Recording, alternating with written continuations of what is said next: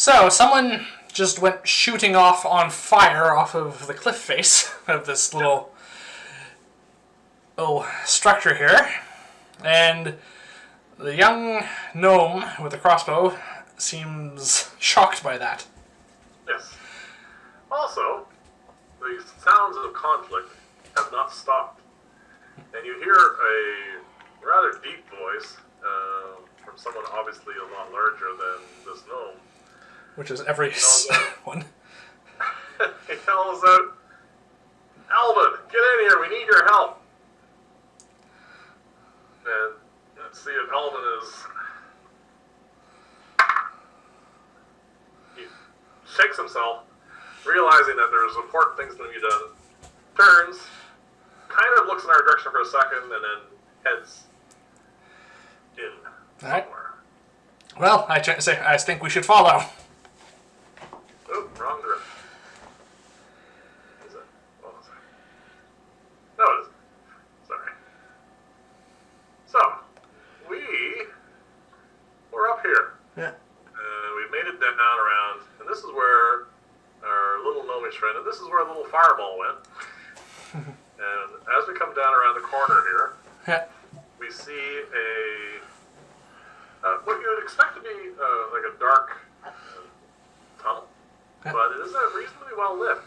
And instead of having this rather moss and rock strewn path, you have a nice, actually relatively even sandy floor.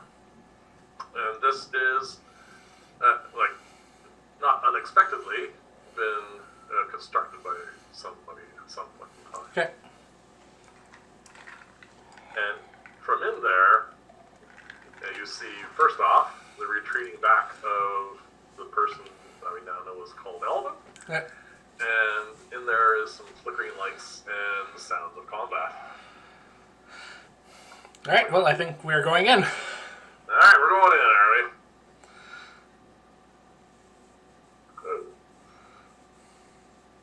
This... So this is how you decided to do this. Trying this out. We'll see how it works. We come into this central round chamber. It is roughly about 30 to 40 feet in diameter. There seems to be a central fire pit. Yeah. And currently, Alvin is sort of crouched right here. Hold on a sec. You can see the person's like right down there that has the crossbow out and is asking for instructions. We can't see anybody else at the moment because we're behind them. We are currently still right about here. And this is lit. You see a fire. And there seems to be some sort of movement in the fire itself. And every now and then, a round bolt of fire shoots out. And they seem to be aiming in this general direction here at the moment. They're shooting across here. Okay. And you hear impacts. And you can see scorch marks on the ground. And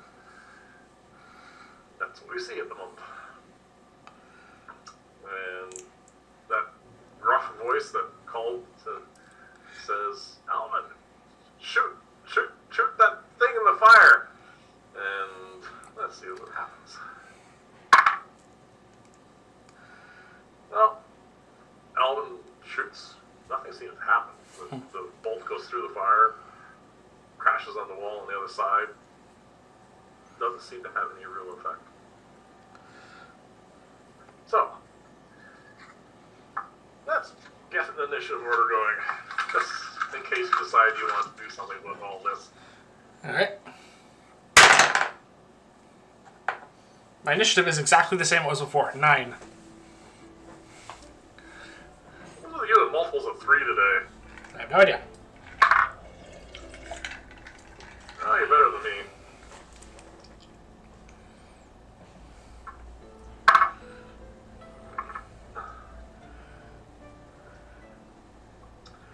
Alright, so let's get the rest of them on here.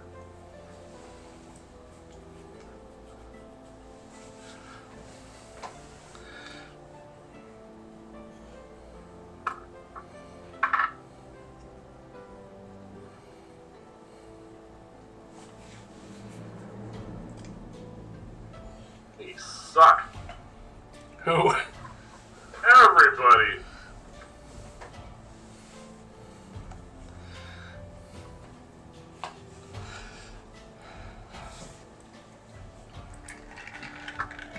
And oh, literally everybody sucks. There's only one of the individuals in this conflict that has an initiative order above 10. Well, it's not me. No, it is none of us. Alright. So, you saw Alvin.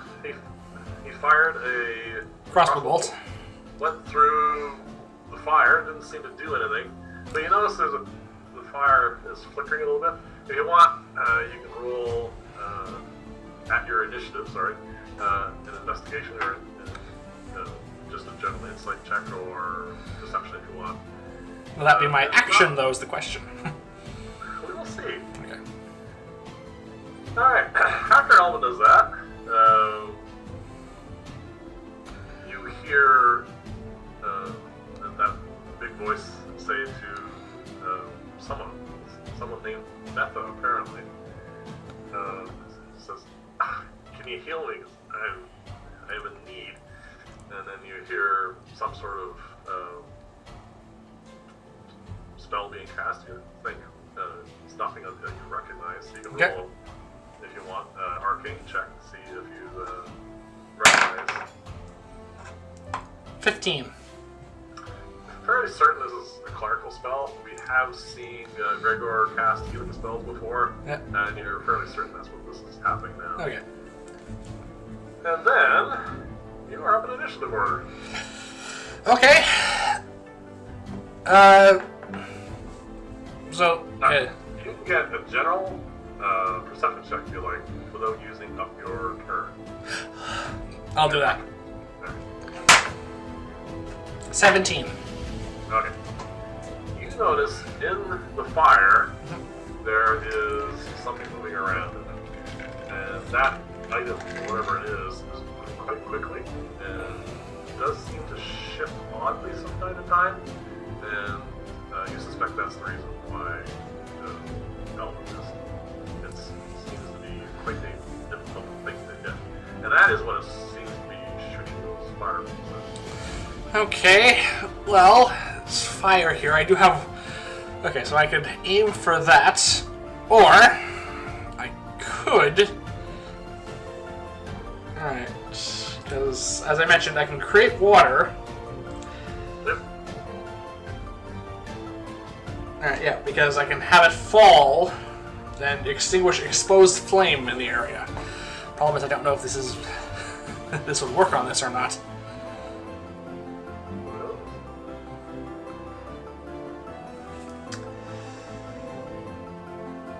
Well, it's quite obviously that there's magical fire being used here, but I don't know if this would put out that fire that's around this thing or not.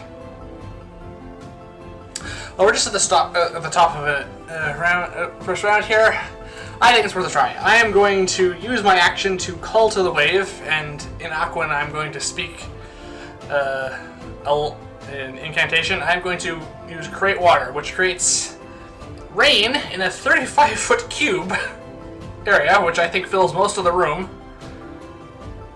Yep. And it will fall and douse any unprotected active flame.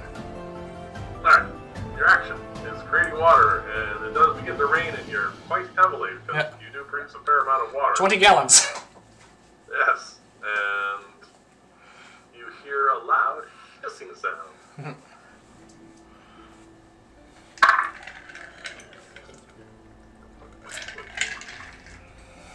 And you do seem to be indeed having an effect on the fire pit.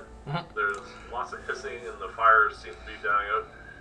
But there is still an element of fire in there of some kind that is moving around. It kind of has a very shimmery aspect to it that is not being doused. But maybe now people have a better look at it now. Yep. There's less fire to look at, for sure. Well, that is my action. And you feel a very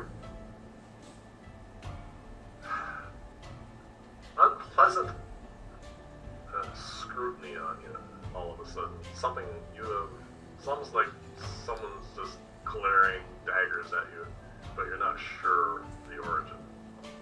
Can I roll an insight check to see what the origin is and say that that's my bonus action? Sure. Alright, insight 22. You're positive whatever entity is in this fire pit wants you dead. Alright. So that's my action and my bonus action. So where am I standing, basically, on this map? Alright, so Alvin is Here. bunkered down right here in this corner. Yep. And you and I are standing on either side of the wall here looking in. Alright, well, if this thing wants to try and kill me, I'm going to take my movement, my 30 feet of movement, and I am going to move out and following the wall, This way or this way? inwards. Inwards, okay. Which way do you want to go? Nope, This way? other way. Or this way. I want to try and draw its fire away from Alvin, you, and the rest of anyone else who might be Okay, getting as you hit. step into the chamber and start circling this way, Yeah. you can actually make it to roughly about here. Is this where you want to go? Yeah, I'll just crouch down by that corner if it helps at all. Okay. You notice across the way, right opposite here, there is a large humanoid here, hunkered down behind a really tall one of those tower shields, Yep. and you can see a sword sticking out. And you're fairly certain there's also another individual behind them. Okay, that's my turn. Alright. I'm up.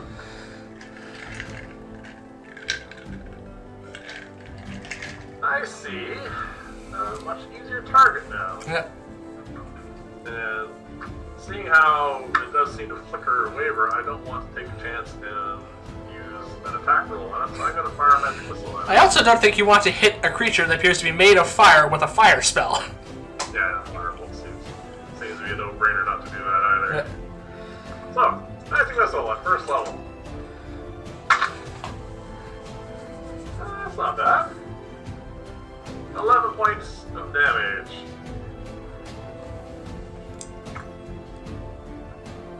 It definitely hits, it definitely responds, and it doesn't like it.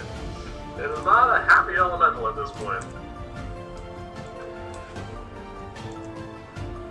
Alright.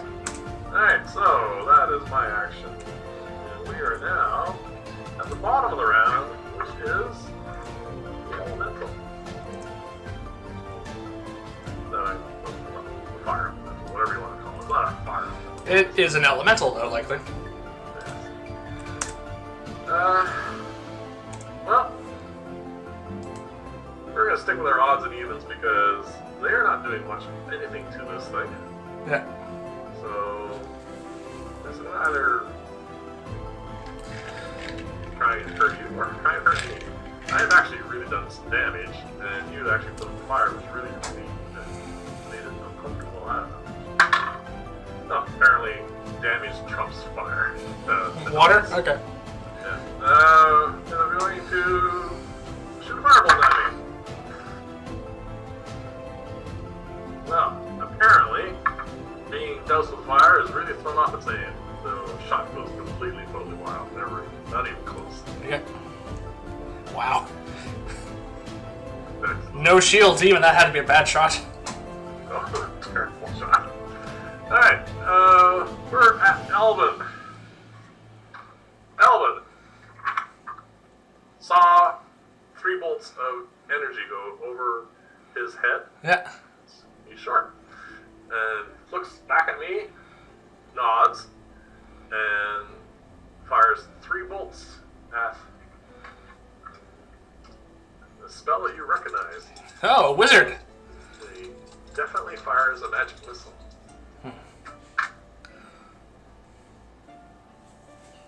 For exactly the same amount of damage. Okay. So, we are now at... Oh, it's still up. Okay. Oh yeah, it's still alive. How much damage has it taken so far? From us, in this, 22. 22. Just got a few points then. Balasar is up now. He's the big gruff guy. You don't know his name yet, but he seems encouraged. He says, "Good shot there, Alvin. I didn't know you can fire that many of those things." And he charges in with his big power shield and takes a swing with his sword. So he does. So whoever this person is hasn't noticed us yet. Well, he's noticed. Complete. Doesn't seem to be able to hit it.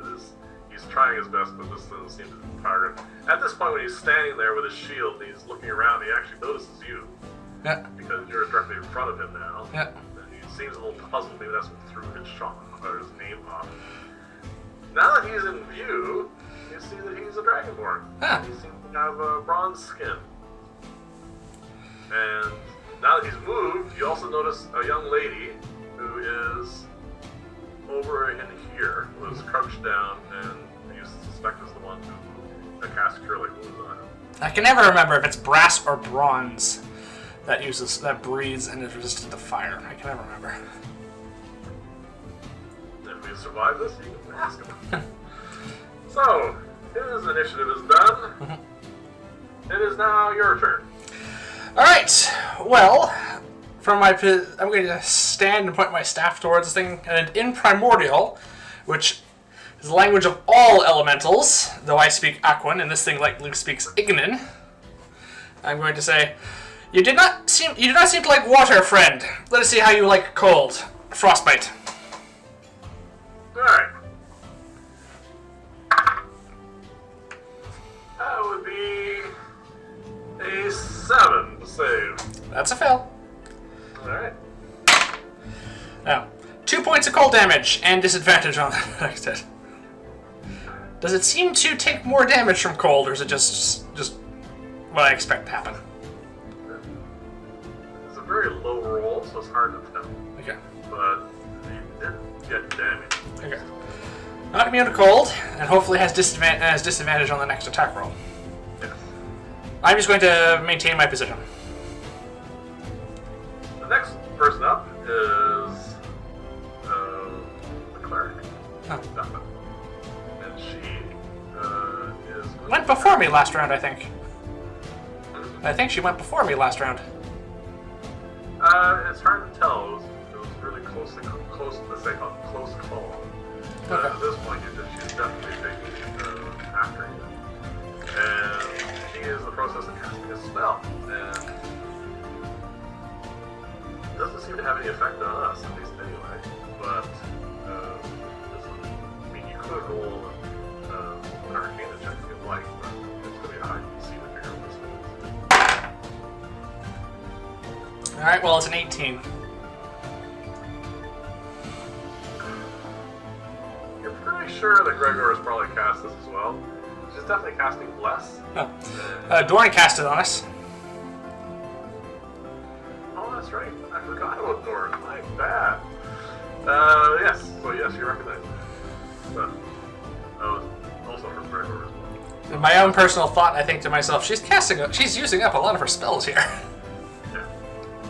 So that is what is happening there. And now it's my turn.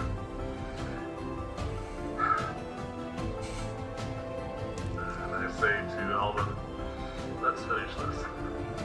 I don't think you'll hear that. Let's finish this. Oh, the magic is... Oh! We need a picture of this! 3 4s! You have a phone? Take a picture! You want me to take a picture of this? You're the one who suggested it. Alright. I'll take a picture, just because.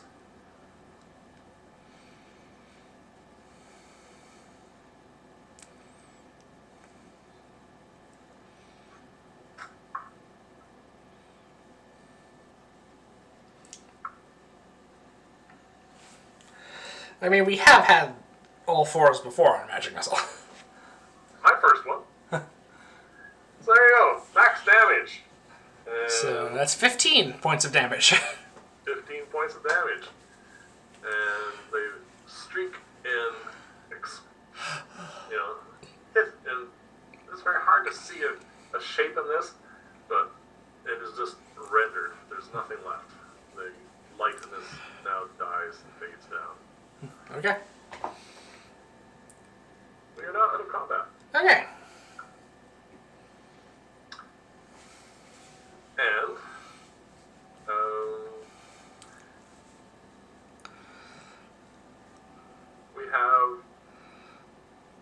shocked and puzzled Dragonborn standing in the middle of the room. Mm-hmm. A human. Hold on a sec. I should double check my thing before I say anything here.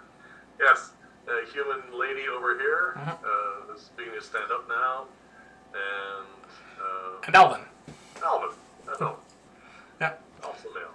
Alright, well, I'm going to walk out and just double check that Alright.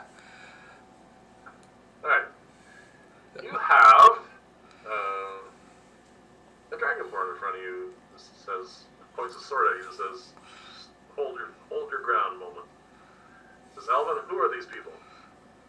And Alvin stands up and says, haven't really had a chance for introductions yet. What in the world happened? I mean, all I saw was like a flaming. He's having a bit of a hard time trying to explain what's going on here. And to make this a little bit more progressive, yes, the party wizard was set on fire, and he went screaming out of here, and that is where we met. So Alvin is not the party wizard. Alvin's not the party wizard. Alvin says, alright. Takes a few moments for him to get his thoughts together because he just witnessed a horrible death tragedy. Yeah. And a friend of his is dead. And it looks like the other two members of the party are also quite well charred. The shield of the Dragonborn is just pockmarked with blast marks. And anyway, he gets his mind together and says, we just met. I suspect introductions are probably something we should do, but if it wasn't for them, I don't know if we'd still be here. Let's just put it that way, because that was only one of my magic business. I say, yes, I mean, we're quite glad to help. Is this when they first notice you? Yeah. Says, we're quite glad to help. We don't mean to encroach or anything, but that was a horrible sight, seeing that person go running off the cliff. I say, oh, was that what it was? I didn't get a good look. I just saw a bunch of fire. So, the female elf comes out and says, what? Elf?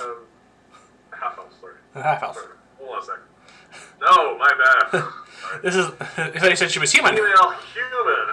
Her name is Betha. She comes out. She looks like she's almost in tears, saying, "What? What? He's dead?"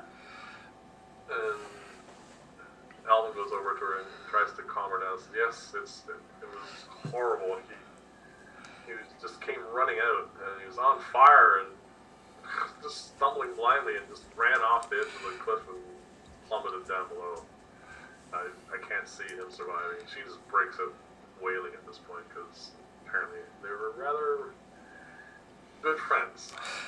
Clearly they are distraught at the moment. I'm going to just make sure that this brazier or whatever it is just out and this thing is not coming back. I'm not... Alright, you see wet sand at this point because of your spell.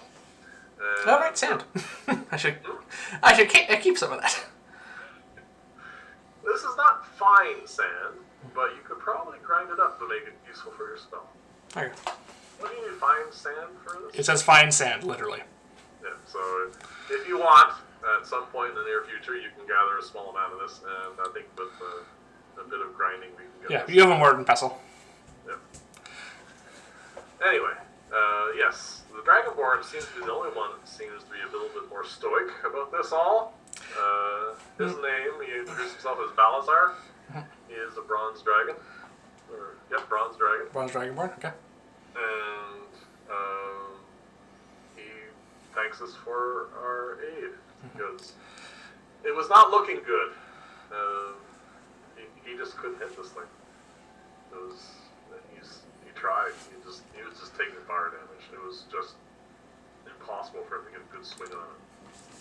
Mentally, I to myself, probably brass that's resistant to fire.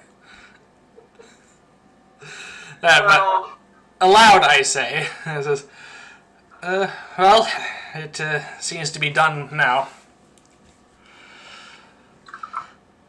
I said, Yes. what caused that elemental to appear? Well, the other two are indisposed for the moment, so we'll just, they're No. off. I'll just keep talking with Balazar.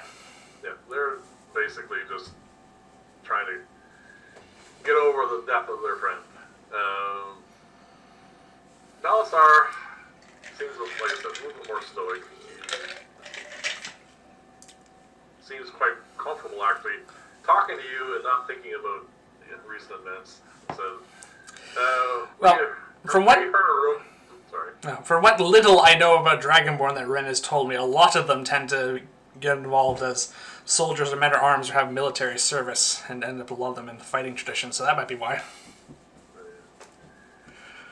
He says we ran into someone at Vyrn's Run who had a rumor. Said that there was some interesting cliff dwellings out here, and it cost them a bit of money because things aren't free, but they paid for a crude map that was drawn, and they came here to investigate in search of some fortune and possibly things of interest.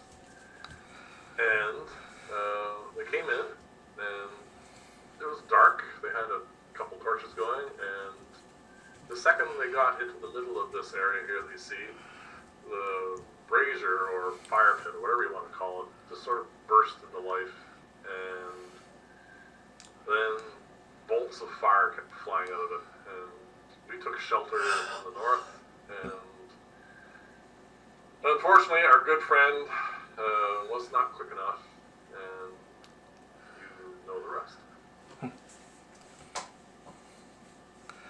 So after this description, But without the fire, is it dark in here now? yes. Oh, yeah. Don't worry, I assume you've lit a light spell or they've lit a torch. Yeah. It is, again, you can see. Okay. It is actually not pitch dark, but yeah, it's not. The light coming in from the entranceway is enough so you can actually not trip over yourself, but a light spell would be what you would need. Alright. Alright, well, I can cast a light cantrip on my staff, that's fine. Yep. And I've probably already done the same as well. So, let's see. How are they going to respond to this?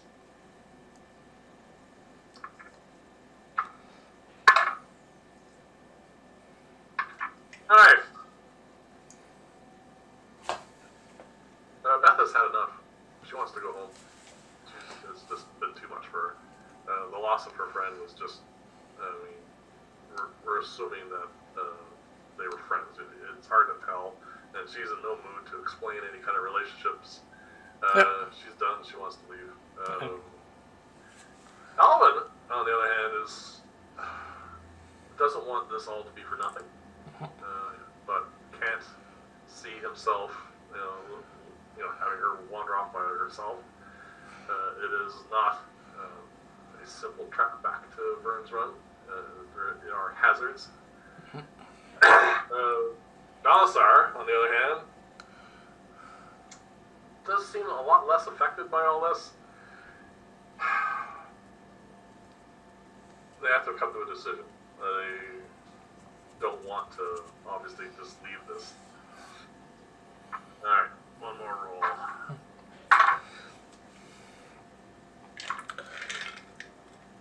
Alvin says, why don't you two go back?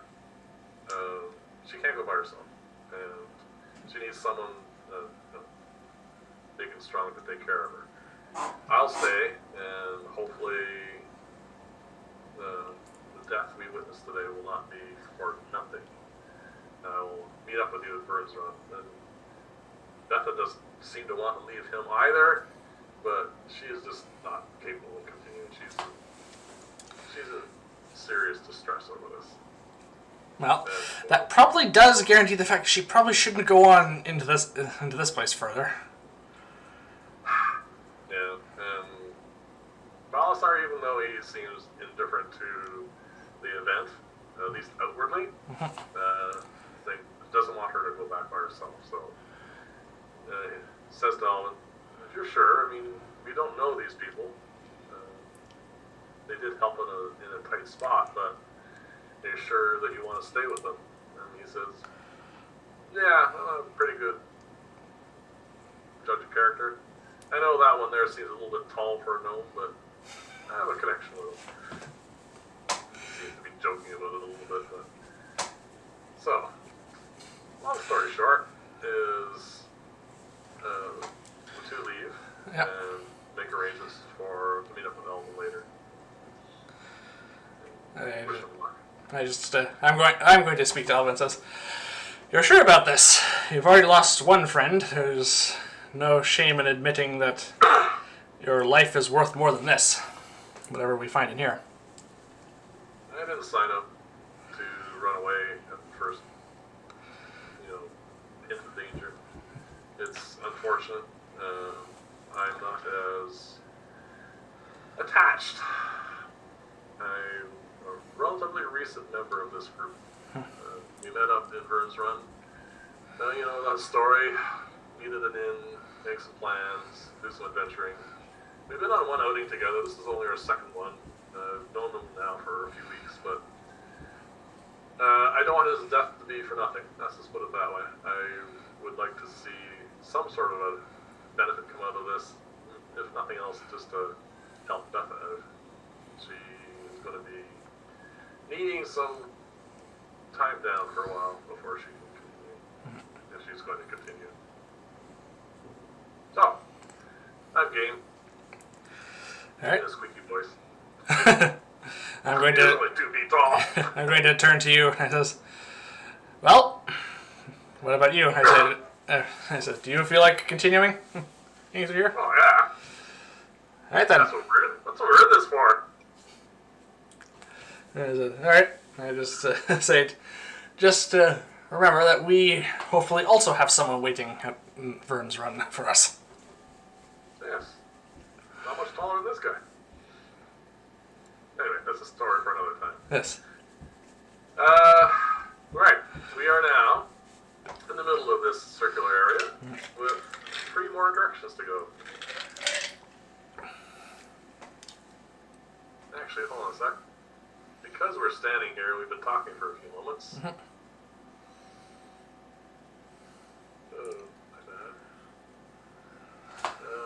little bit too tight in. There we go. You notice to the south, where you were standing, that it curves that way. And now that you're talking here, you can see down this little way. And because Beth and Balasar came from here, and you were talking to them for a few moments, you know that there is some sort of, hard to say, possible sleeping area. Okay. They didn't have time, of course, to examine any of that, but they tell you about it before they leave. Okay. Well, that's the shortest area to examine. Let's start there. Alright, so we go into this area, and it is indeed, if this were like a fort or some sort of garrison kind of area, this looks like a kind of an area where a bunch of people who would normally guard the entrance would sleep and keep track of things. It has that feel to it, but this was a very long time ago. All of this furniture, all of these things are in almost to the point where they disintegrate on the touch. Okay. So a very, very old barracks. Yeah, that's the feel it has. Okay. If you want, you can roll an investigation check with advantage. Alright, well, the first thing I want to do is I'm going to take 10 minutes to ritual cast Detect Magic. Alright. Because we've already seen evidence of what is likely a magically summoned creature.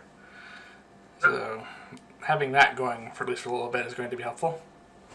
And then, yes, once I've finished my spell, I will investigate the room. Alright, well, first off, you cast a spell. And besides the magic on you and I, and apparently a small amount of magic on Alvin, there is no magic in this area. Okay. I say, well, nothing magical. Let's see what else we can find. 17 for investigation. Alright.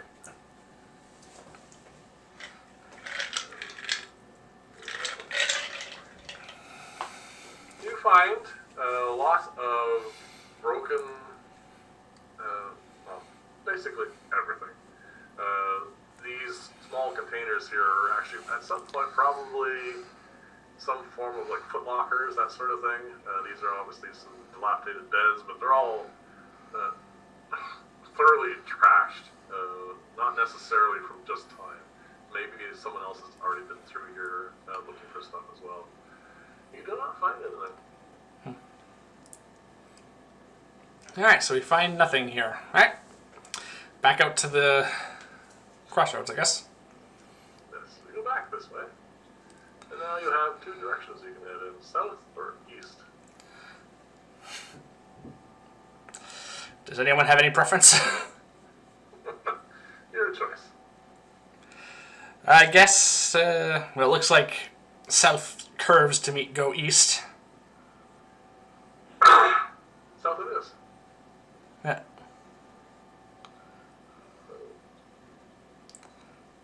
You notice that they do indeed seem to hook up, and you do have a door here. Yeah, I was going to ask if those were doors.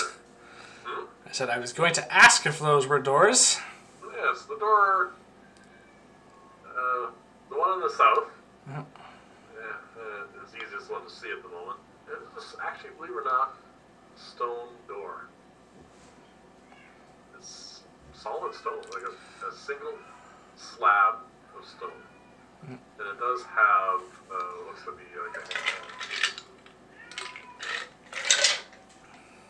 Right? Does it look like there's a way of opening this door? what is that handle? Okay.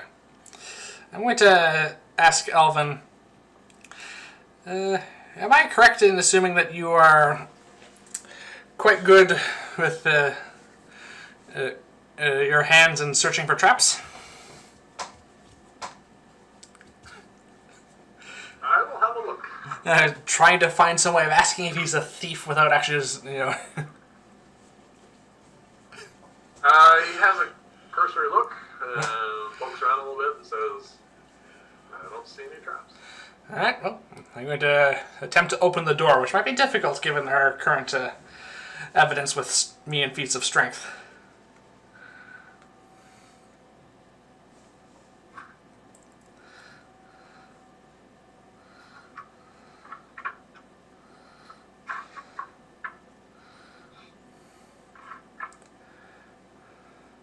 It's locked. Oh. You try to turn the handle and it's not moving. Alright, it's locked. You can, well, I'm not any good at picking locks. You actually have a set of thieves' tools, I think. Yeah, I picked them up. Want to give it a go? You or Alvin would probably be better at this than me. Well, I'm going to give it a try.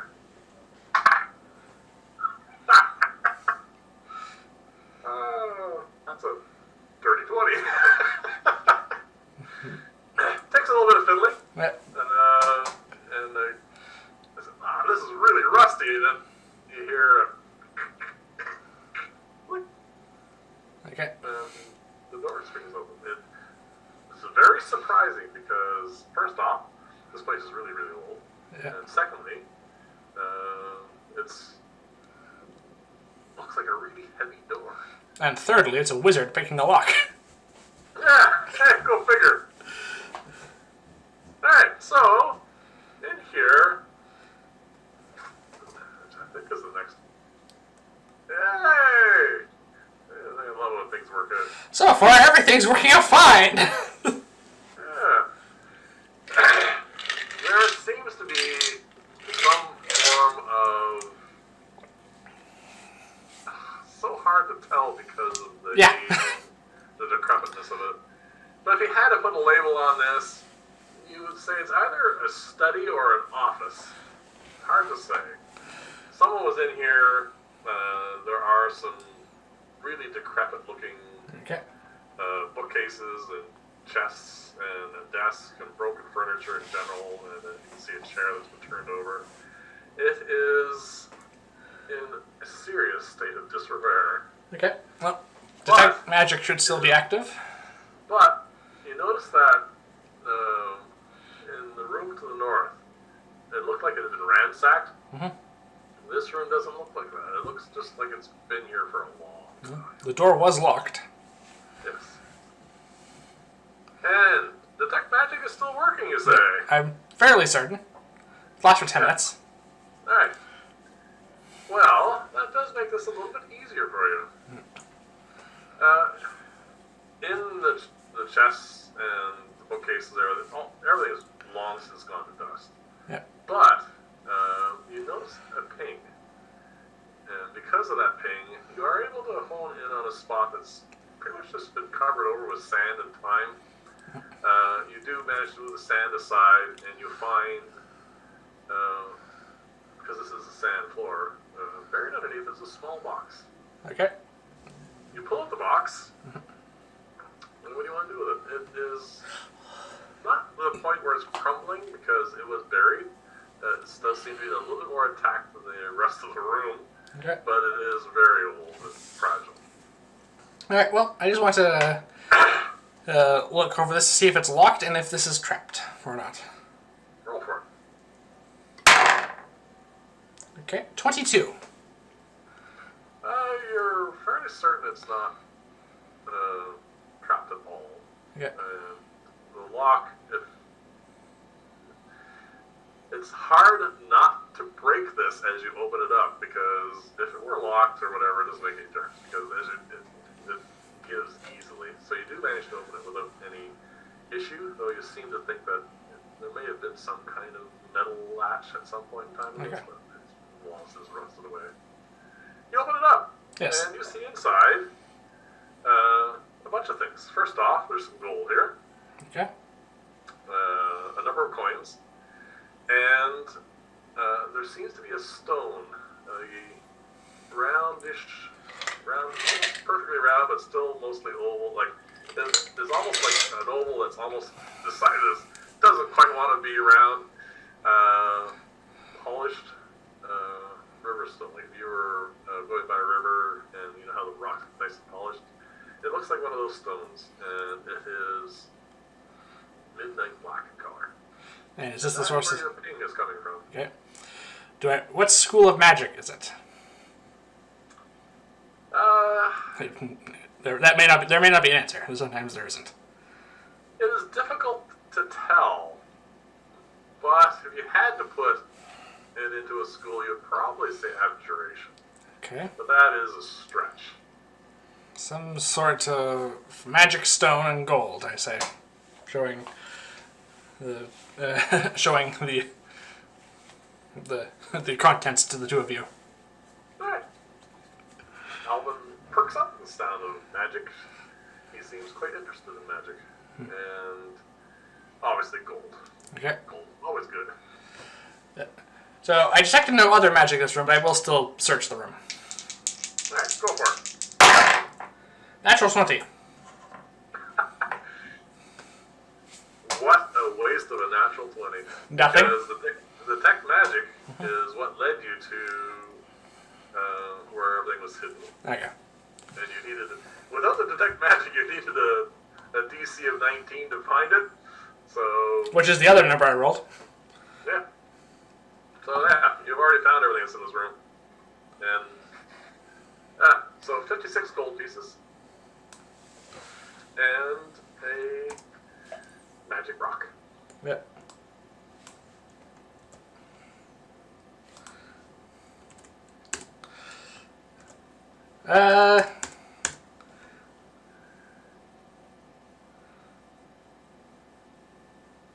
Yeah. Okay. I have a small pouch, not my coin purse because that's gone. That is a part of my writer's kit. Yep. I'm just going to take that out and I'm going to scoop some of this dry sand in there and I'm going to tie it. Okay. Lots of sand in here. Yep. So that can be used for sleep later. Alright. I'm going to put that in my bag of holding. Okay. That's perfectly fine. Yeah. So what do you want to do now?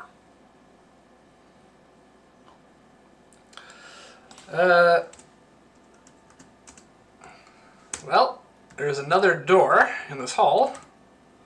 Alright, so you want to go out into the corridor and turn right? Yes. Alright.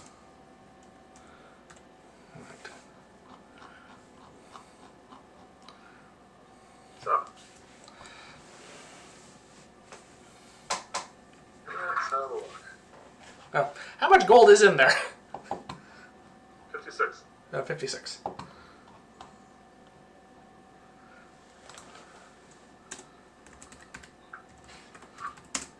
What is our marching order anyway? Now that we actually have more than 2 of us. I guess I'm leading. And Alvin beside you then? Yep. Alright. Can I get you to roll a perception check, please? Just for no particular reason. Perception? Yep. Just straight roll? Yep. 9. Alright. As you're progressing this way, all of a sudden you feel a tug on your robes. Okay. And almost says stop. I stop.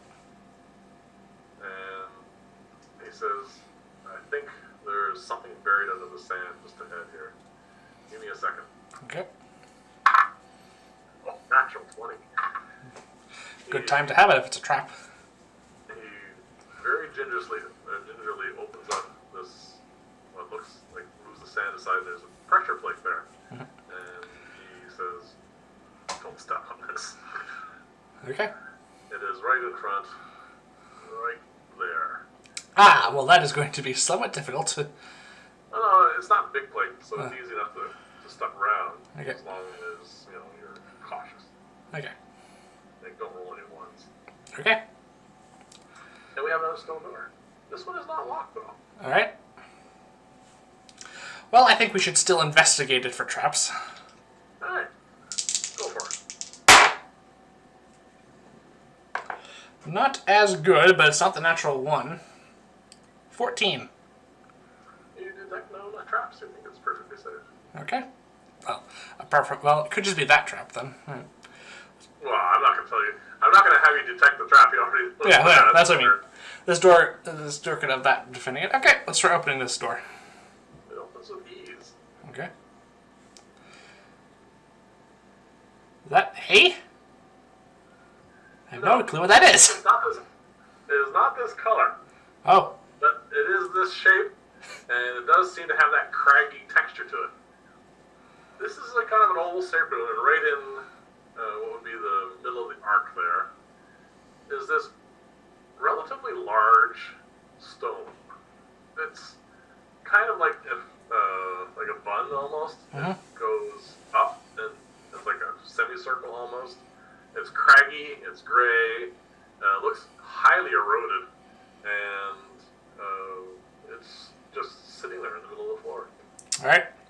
Is your detect magic still going? It goes for 10 minutes, so unless 10 minutes has gone by, I don't think so at this point. You'd probably be at the end. Okay. Actually,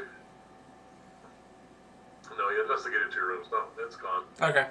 Then no, detect magic is gone. Yeah, sorry. So yeah, it's not orange or whatever color that is. It looks yellow to me. It is gray, like slate gray, and it's, like I said, very craggy, and if it were to give you any impression whatsoever, it looks like a brain. Ah, well that's pleasant. And it's a weathered rock. Yep. It's been weathered in a weird pattern is all. And we are down here at the moment. Yeah. Just at the edge of the door. Well, I could ritual cast another detect magic. If the 2 of you don't mind waiting. Up to you. Alright, I will take the 10 minutes I need to ritual cast this spell. Alright.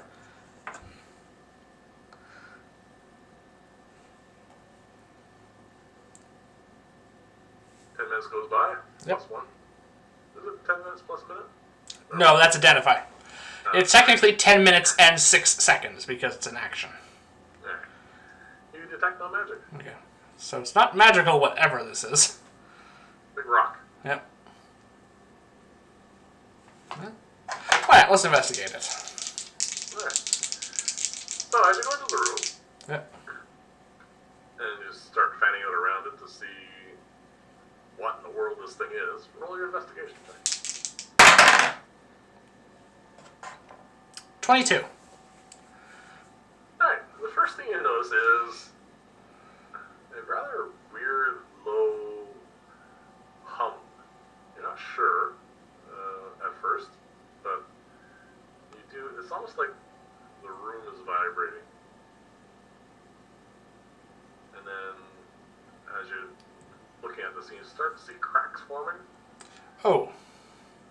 And then all of a sudden, it explodes outwards in a shower of rather sharp rocks, little slivers of stone. What triggered that? So there was no magic, obviously, because I would still have the spell up, but... No, there's no magic. So I would like everyone to roll a dex save, please. Alright. Well, my portent is useless for that, so... That was almost a 15. 8. Oh, sorry, I get proficiency in that. Yes, you do. Because of the feat you took as a variant human. Yep. The only one who makes the save is Alvin. You and I both fail. Well, the question is he high enough level to have evasion yet? I don't think so. You and I both take 11 points of damage. Ow! Alvin takes half damage. That is not a small amount of damage.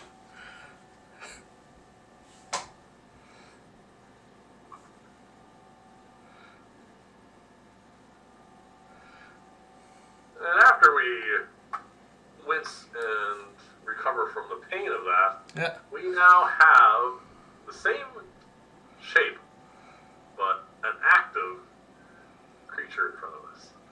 And it is going to decide who to attack. Oh, good grief! This is. Well, that's a. But, fortunately for us, it has just become active and did not manage to hit anyone's armor class. I would have to roll to see who it would aim for. Let's go for initiative, please.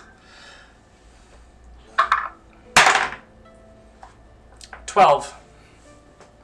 10, you have a 12. 7.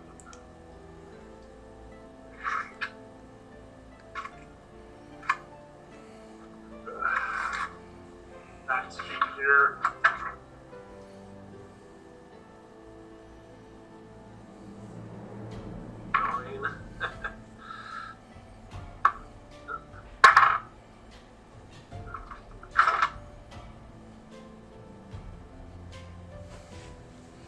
And a 13.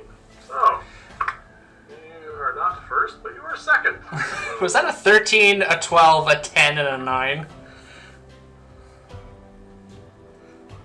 The end results are 13, 12, 10, and 9. Yes. We are all rolling bad initiative. Yeah, including the monster.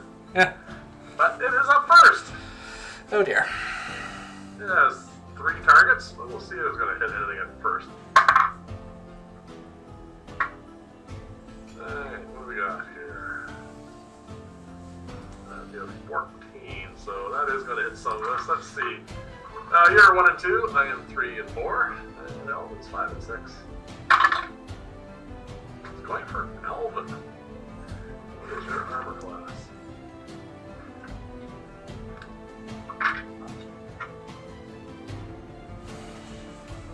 And it does hit.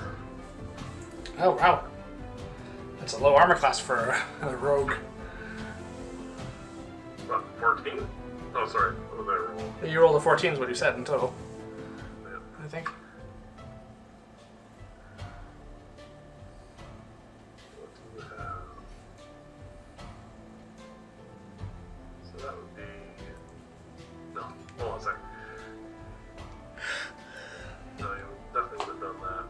Sorry, my bad.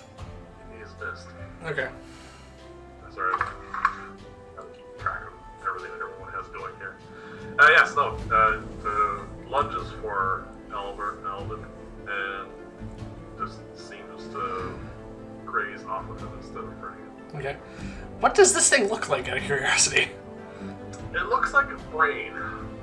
It's still gray in color, but now not instead of being stony, it seems more fleshy. Okay. And it just seems to like bunch up and try to do like almost like an inchworm attack. Oh. It is reasonably quick, but not super fast or super slow or anything. And it is maneuvering now, so that it's going to occupy this part of the room here. So that we are over here. It is on the way up, so that we can get by it. Alright. So that was its turn. You are next. Alright, well, pretty close quarters in here. Yes, but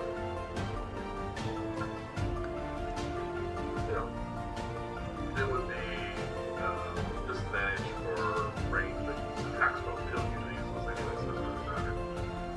Okay. So, if I were to...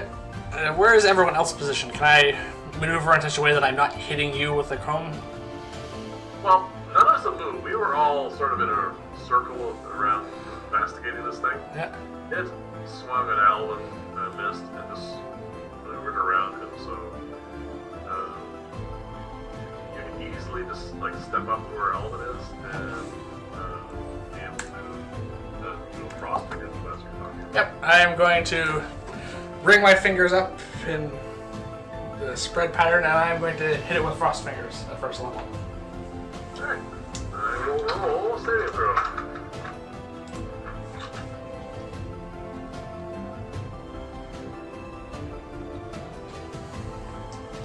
A 6, I assume, fails. That's a fail. 9 points of cold damage. 9 points. And it does not like that. Okay. It doesn't seem to have any kind of resistance. You notice, it definitely took damage. Alright. Is there anything else you want to do? So, I'm in melee with this thing no matter what, basically. Well, if you had stayed back, you probably wouldn't have been in melee with it, but you are definitely in melee with it now. Okay. So you're going to hold your ground then? Yeah, I'll stay where I am. Okay. I'm up next. Yeah. I am currently back where you were. And probably the only one not in melee with this thing at the moment. Yes.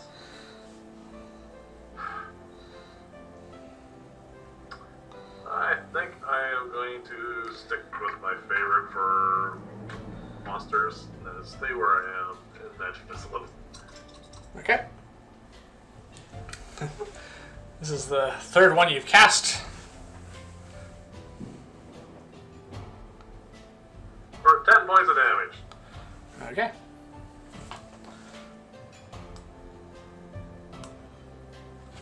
Yes, I am going through spell slots. And Alvin's up last. Okay. Alvin is in melee with this thing. So disadvantage with a crossbow unless he has... There's a feat for that, I think.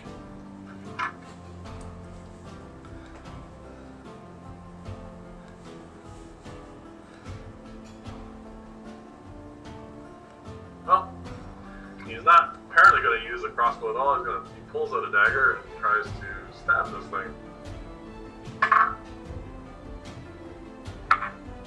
Apparently not having any luck either. Oh, wow. Alright, back to the top of the round. So, you are now the only person who's hurt this thing. You hit it. You hit it. You hit it. I mean, that it could reach. Okay.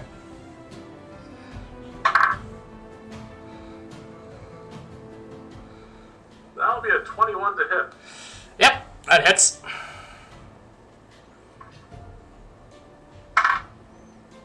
And that'll be 6 points of damage.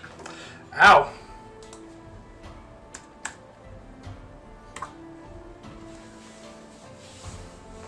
quite happy to stay right here and guard the door, basically. Okay. You're up. Okay. Ow, that hurt. Can I see out of this room? Yes.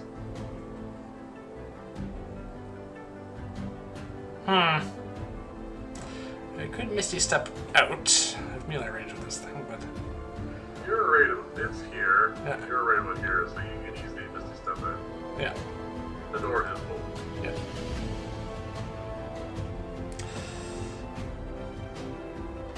I could. That seems like a... No, that sounds like a bit of a bad idea. It would be nice to get out of melee with this thing, because it just do a fair bit of damage to me. The damage isn't too bad, and if I teleport out, that leaves you two in here with it, and it might follow me out onto that pressure plate. The Lord knows what that does. Yeah, rather not use it. So the first thing I'm going to do is I'm going to pull out a healing potion and drink it. Alright, go for it.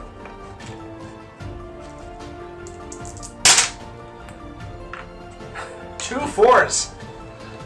Excellent. So you gain back 10 hit points? Yes. That's better. Much better. You're only down 7 now. That was your bonus action? That was my bonus action. I take it I can still maneuver a cone, so Alvin's not. You're standing beside him, so yes, with ease. Alright, well, why not? Another Constitution saving throw, please. Frost fingers, one more time. 11. Total? That's a failure. Yep.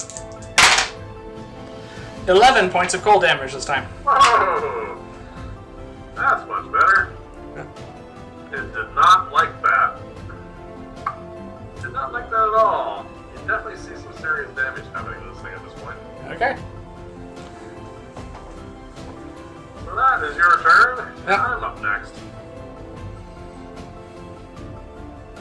And I am definitely getting down on spell slots.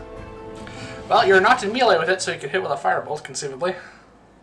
Yes, but seeing you being damaged and having to take a healing potion, I'm actually going to stick with Magic Missile, but this time I'm going to use a second level spell slot. Because this thing is getting on my nerves. It is tough. Oh, there's a pair of 4s and a pair of 3s. That's excellent. Wow. That's 17 points of force damage. No, that's 18 points of force damage. Oh, it's right now. It's right. It's 18. Yeah. Wow. And for the second time today, I have dealt the death blow on a creature. Yeah. It is perforated extensively and is no longer active. But is still crucially blocking the way out of this room. True enough. Alright. What do you want to do? Well, it's in the doorway. It is dead. It can be maneuvered around. It's Yes. not. It is not, when inactive, an obstacle to movement. Okay, yes. So let's maneuver around it, or it out of the way. And... We can't maneuver it. Okay. It's quite large. Okay, well, maneuver around it. And carefully stepping over that pressure plate. Can you roll a general perception check first for me, please? Total of 20. Oh. While you're thinking about how to get over this thing, you do notice in this room, in the sand, with our light sources, there are some flints Oh. Okay. and some shards of bone. So this is something that's been in here before. Okay. Do you think we should search the room then? Up to you. General perception of natural 20 says you've noticed stuff. Okay. Well, if we're investigating the room, 19. 19. You do indeed notice that there have been other occupants of this room at one point or another and have been fed upon. There are shards of bone long since, the point where you probably need a forensics team to figure out what they came from and, that sort of stuff. But in general, you do find some gold and silver and some gems. And in total, Yep. the value is 50 gold, 30 silver, and 3 gems of some sort of value.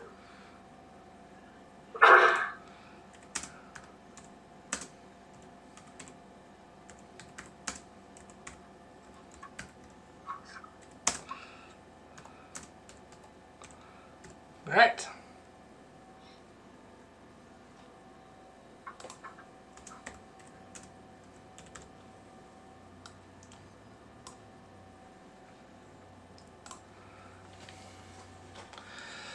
All right. So then, maneuvering around this thing and carefully stepping out of the room, avoiding the pressure plate, Yep. I think we should head north to The crossroads. the other intersection I've had. Yeah. Alright. So we head up that way. Yeah.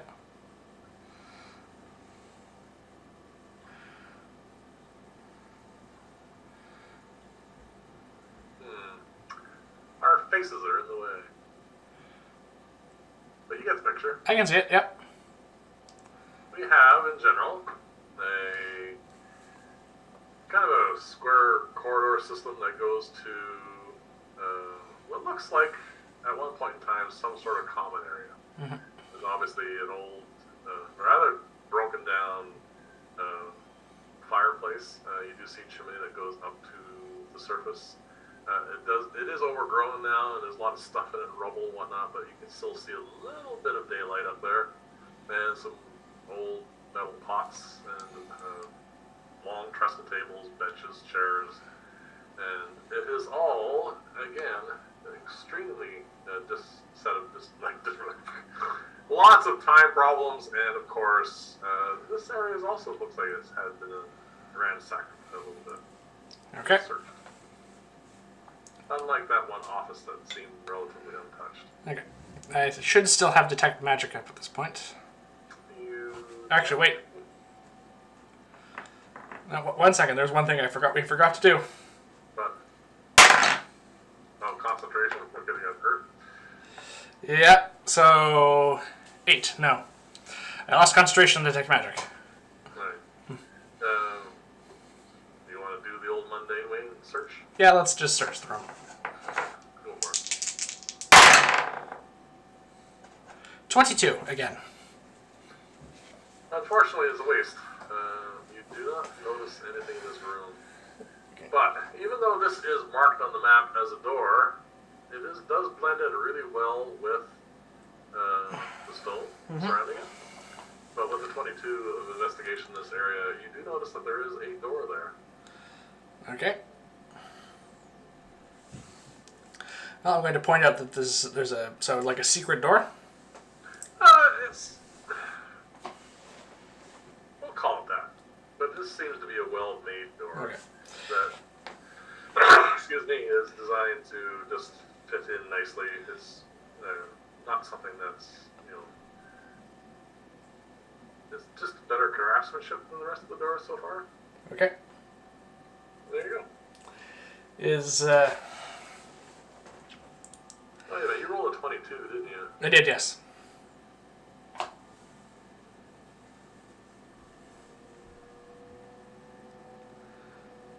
You do notice in the dust and whatnot on the door, because this, like I said, this place has been in ill use for a very long time.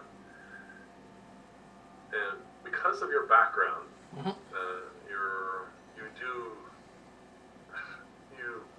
part of the reason why you adventure is to find written words and histories and that sort of stuff. You do notice faintly on this door, there seems to be something inscribed on the door, but it is not in a language you understand. Alright. Well, in that case, I will take another 10 minutes to ritual cast comprehend languages this time. Alright.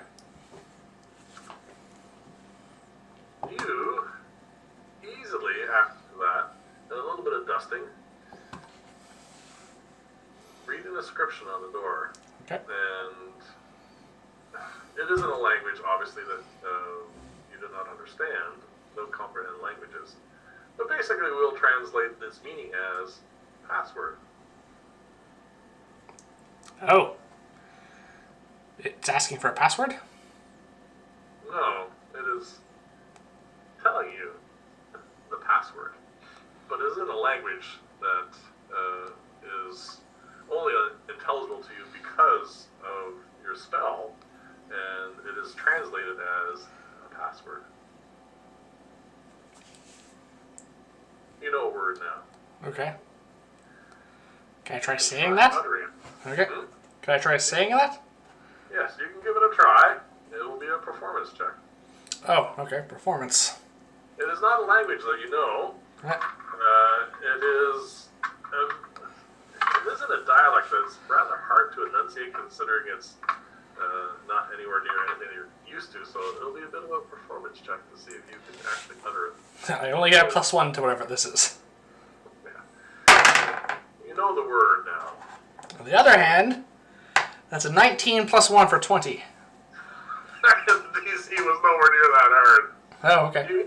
You utter a very hard to pronounce word, and then you hear a click, and the door swings inward.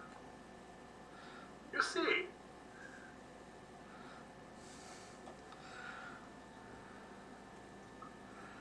what is, for all intents and purposes, a storage room. Is that a grate in the floor? It is a grate in the floor. Okay. Is your... No, your detect magic... Detect magic broke concentration. I still have comprehend languages for the next hour. Alright. You do see markings on the crates in various states of legibility. For all intents and purposes, it is a storage room, and it's foodstuffs. It's all dust. Because it has been a very, very long time. But, if you want to search the room, you go ahead. I will. I'm also paying particular attention to that grate. It's caught my interests. Oh, that's terrible. 10! I don't think I'm going to get much from that. Alright, with a 10, what you find is a small chest.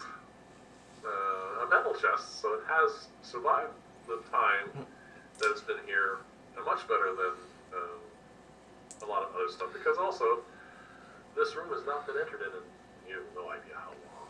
Quite some time. Well, it was sealed with a magic password, effectively, so yeah. Yeah. And again, it's very, very difficult for most people to be able to get in here. You find a chest. It contains 400 gold pieces. Whoa! 200 silver pieces, and 6 gems. That is, 200 silver? 200 silver. Dividing this up could be interesting. Okay. I said, well, this is what I found, which is considerably a lot, but I don't know if whoever didn't assist me with that roll wants to roll their own investigation check. I don't know. It's up to you. No, we don't do that. Okay. We don't get to roll multiples. So no clue about that grate in the set then.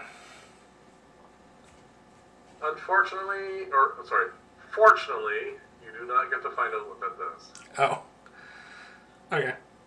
And there's no other way out of this room apart from the door we came in. You have not searched for other areas, but you notice just by looking at the map that there is no egress through a wall. Certainly one that doesn't matter because you just go through the door. Yeah. The grate on the floor you have not investigated, but you can if you wish. I'll give that a try. But you did say fortunately. 17. Alright, you have a look, because you have your staff, and you hold it up over, and you're looking down, and you notice that there are a number of clay urns down there. Probably about 3 or 4 of them, and they seem to have what looks like a metal mesh on top of them, and inscribed on the urn, because your copyright language is still going, right? Yep. Is, for all intents and purposes, a skull and crossbones. That is the symbol for poison. Ah. Alright, so there's a bunch of urns full of poison down there.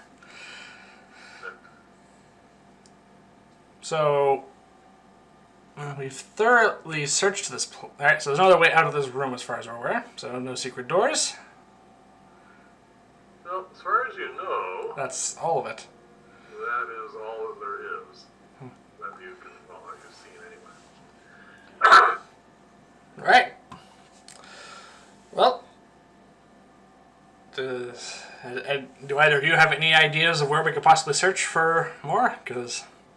well, Alvin and you and I put our heads together and have a look at what we've done, and come to the same conclusion that this seems to be all there is to this little area.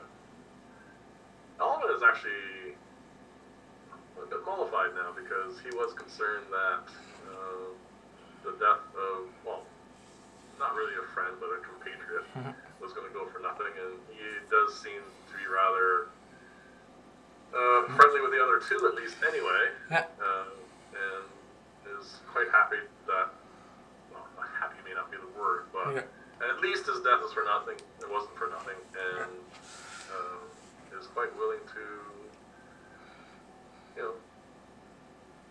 split the money. And Speaking of which, these tables just outside this storeroom we're in, are they even remotely intact? These? Yes. They aren't even above the ground. So no. Alright. Well, let's go back to the room that we that first entrance there by the brazier. Alright, so you want to go to here? Yeah, we can divide the gold and jewels here. I'm also, while that's being done, I'm going to cast Identify on that stone. Alright. The only real bit of magic we found. Alright. Considering that his compatriots did not really supply any active... they didn't help. So we're just dividing this 3 ways then? Yeah, he was originally thinking to take, half and divide it between the two parties, but he realizes that even his participation was not stellar. Alright. He realized he may not even have survived if it wasn't for us. So Well, he's quite willing to take one share. So the gold is divided 168, 168, and 169. Alright. So we'll give him the 169. Alright. And the silver would have been... 1 second, I was going to add that. I'm going to add the gold into my treasure here for a moment.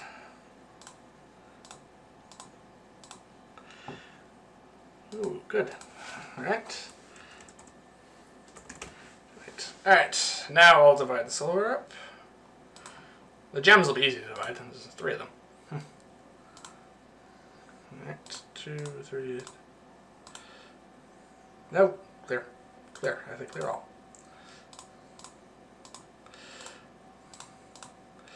Uh, 76, 76, and 77. Alright.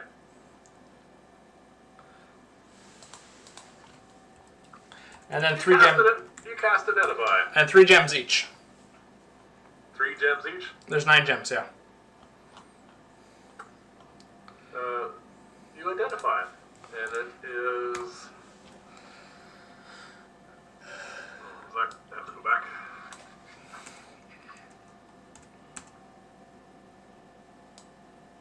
It is called... the Calming Stone. Okay. What it is once per day, it requires a tuning. Oh, Once per day, you can hold it, and it calms you sufficiently that when you make your next stealth check, you have it at advantage. Ah.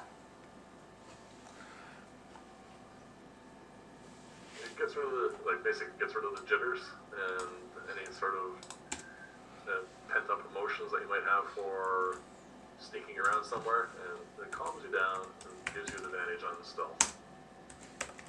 Once per day.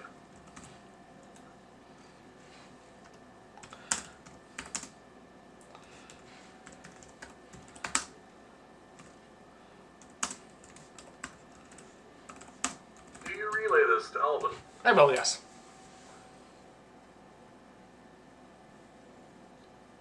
He is torn. Personally, he would really like that. Because he likes to not, be found out. Okay. But he also really seems tied to this group that he's with at the moment. He likes Dappa. Yeah. And he wants to, everyone needs friends, and he's quite happy to continue their relationship. So they need the money more than they need that. Well, I will offer him a trade. What? I said, you can keep the gold and silver, but I'm willing to trade this stone for the gems. I have a specific use. I have a spell I've been working on that might require the dust of gemstones, and I might need as much as I can carry, as I can get my hands on. So I'm willing to trade this for those gems, and you can keep the gold and silver. So 3 gems for that? Yes. He doesn't even hesitate. Okay. Alright, so scratch off 3 gems. So I will add... So I'm going to add 3 more gems to my total. 16 gems so far. Yep. Alright. I'll hand him the calming stone. He has a favor to ask. Alright. He doesn't want to walk back to Vyrn by himself. Ah, okay. I was going to suggest that anyway. But I also, before we head out, suggest we take a short rest. Because this was a bit of an ordeal. We have basically a cleared out area. You can easily pick any of these rooms and have a short rest. Well, I think this central area is good, because it has a good view of the only way in here. If you want, you can set up either a familiar or an alarm spell at the entrance. I'll just have Alice keep watch. Alright, so we do a short rest. And I will also do a recovery. So, back up to full. Well, so am I, but that's only because I have a good constitution.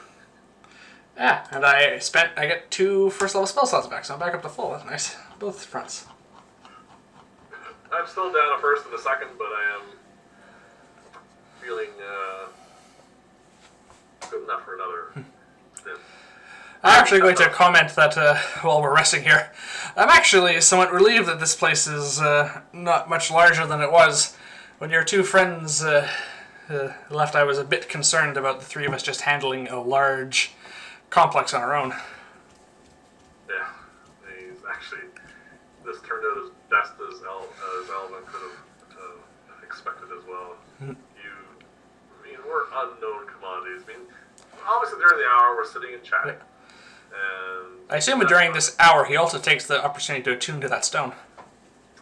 Yes, and also it gets a bit chatty because mostly he's speaking to you in gnome, which is one thing. I don't get offended because I know these things happen, but he's quite happy to chat with you in gnome, and he gets quite chatty actually. And I'm probably going to provide some bit of a small explanation for why I speak gnome. Gnomish, basically. I'm just going to say that I was an orphan found in a flooded village by a traveling gnomish wizard who adopted me. And as my foster father, one of the things he did was, apart from teaching me magic, was teach me his language. Yep, and he passes on to you a bit of his life story, but mostly, the things that matter in this is, yes, he is a thief, as you... I was trying to find some way of wording. I suppose rogue is less offensive than thief. He's fine with being called a thief. He is very stealth. He's not so much as a thief as in pickpocketing people and stuff like that, but he doesn't like to be found, and he also dabbles in magic. He is multi-classed. I did see I did see the spells being cast. Yep. He does have a bit of magic as well, so it was, like I said, it was actually really glad that we came along because they're a magic user. Yes. Front door. I did. Oh, I did avoid just an aside out of game. I did avoid mentioning the fact that they clearly lost their wizard, and not to belittle their loss, but they might need the services of of two others. I didn't bring that up. I was like, and also during this time, you get the feeling that Alvin is probably quite happy to for our groups if the opportunity arises for some future adventuring. He's not entirely sure what's going on with the other two at the moment. yes, But yes. they're going to head back to Vyrn and talk to them, and maybe sometime in the future we can, because obviously the confidence level of the group will go way up with our help. Yes. Well, hopefully he can put in a good word with us with Balazar and Brenna. Was that What was that? their names? Yes, Balazar is the Dragonborn, Yeah. and Betha Betha. is a human cleric. Okay. Yeah. Technically, she was a very competent spellcaster, but she just lost it. Well, the death of a friend can do that. Yeah. Oh, and also you learn from your chat with Alvin over the next hour. She was more than his friend. Ah. They were a couple. Well, the death of a lover, even more so. Yeah. And, so. I'm also going to ask All that. in this little, just briefly about what sort of place is Vyrn's Run, because we are heading in that direction because a friend of ours was headed there, but we've not been there. Vyrn's Run. He says he hasn't been there very long himself. Probably the better part of almost a month. He was plying his trade, let's say. Not so much like pickpocketing and that sort of stuff. He was running some confidence games and trying to make ends meet and staying out of the reach of the law. There is a substantial watch in Vyrn's Run. It's very cosmopolitan, he said. Gnomes are fine. He's even seen some genasi, which is not very common.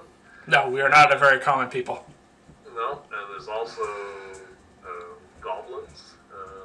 We ran into a few, I say. Yeah, and lots of half-orcs and those sorts of races.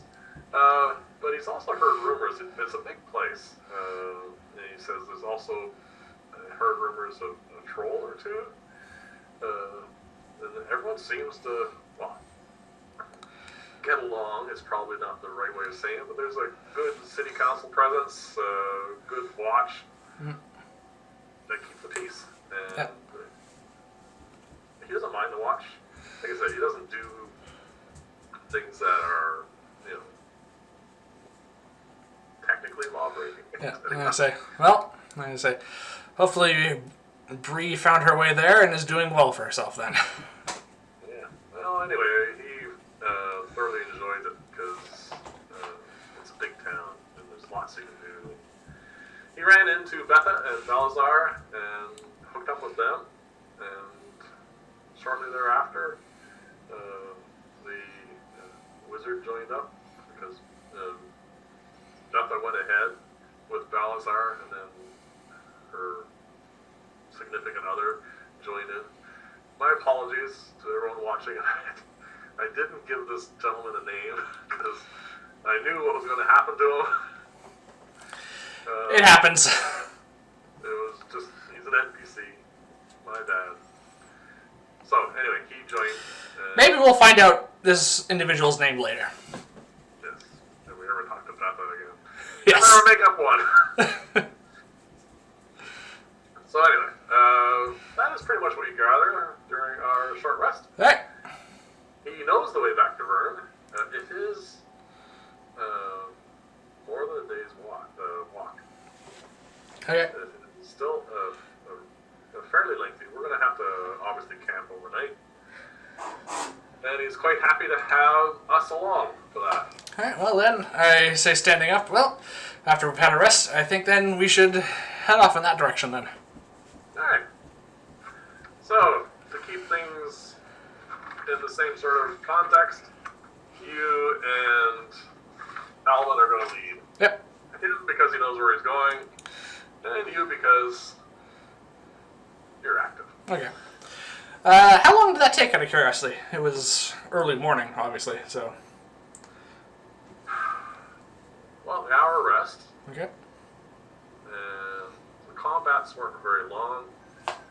Probably about another hour altogether between all the conversations and everything else. So we're looking at... We probably had lunch, Yeah.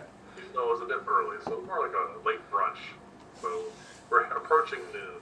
Okay. And if we walk, have a rest, and continue the next day, we should probably reach Vyrn's Run around noon. So it's about a day plus a bit maybe, depending upon what happens between there and here. Okay.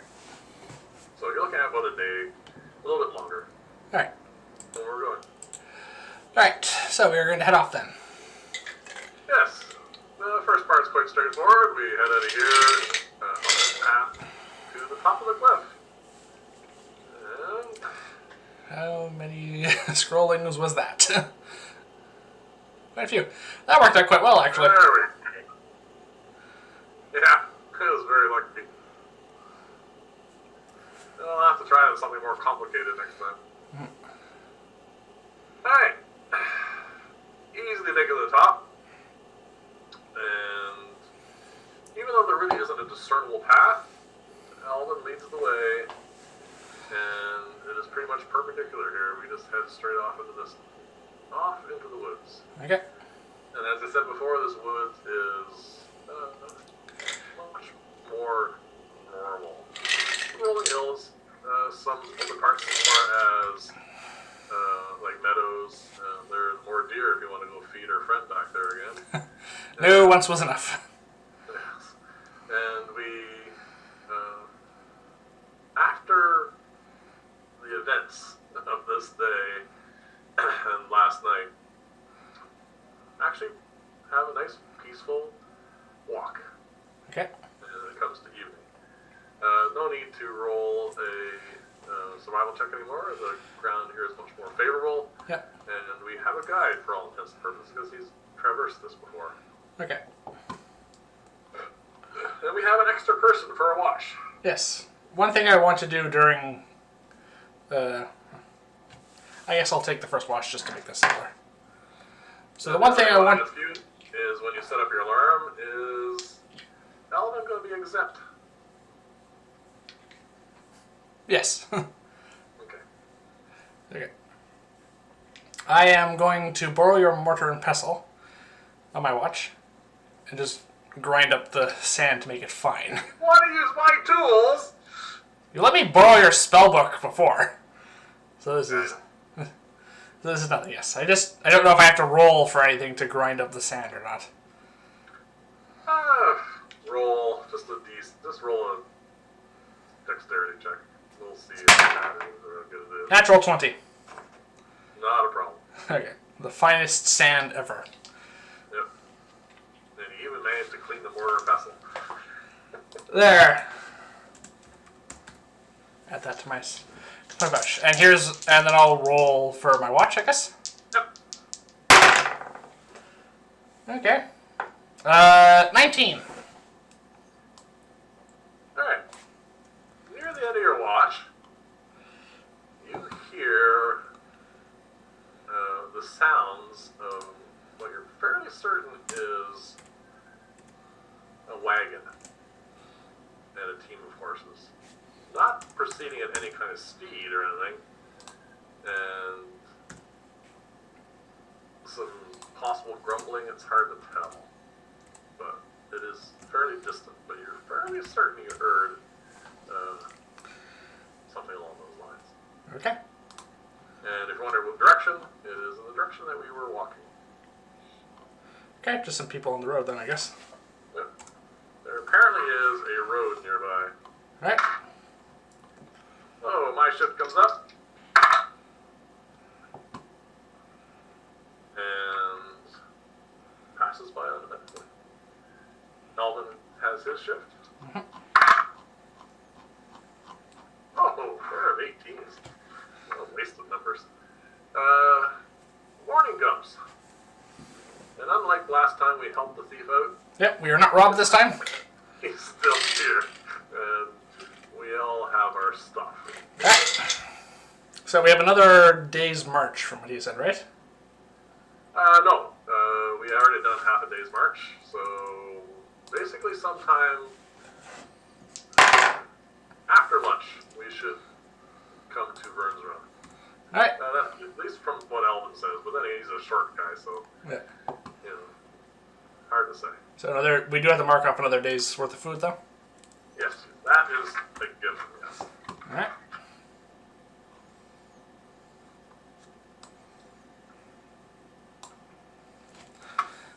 Alright.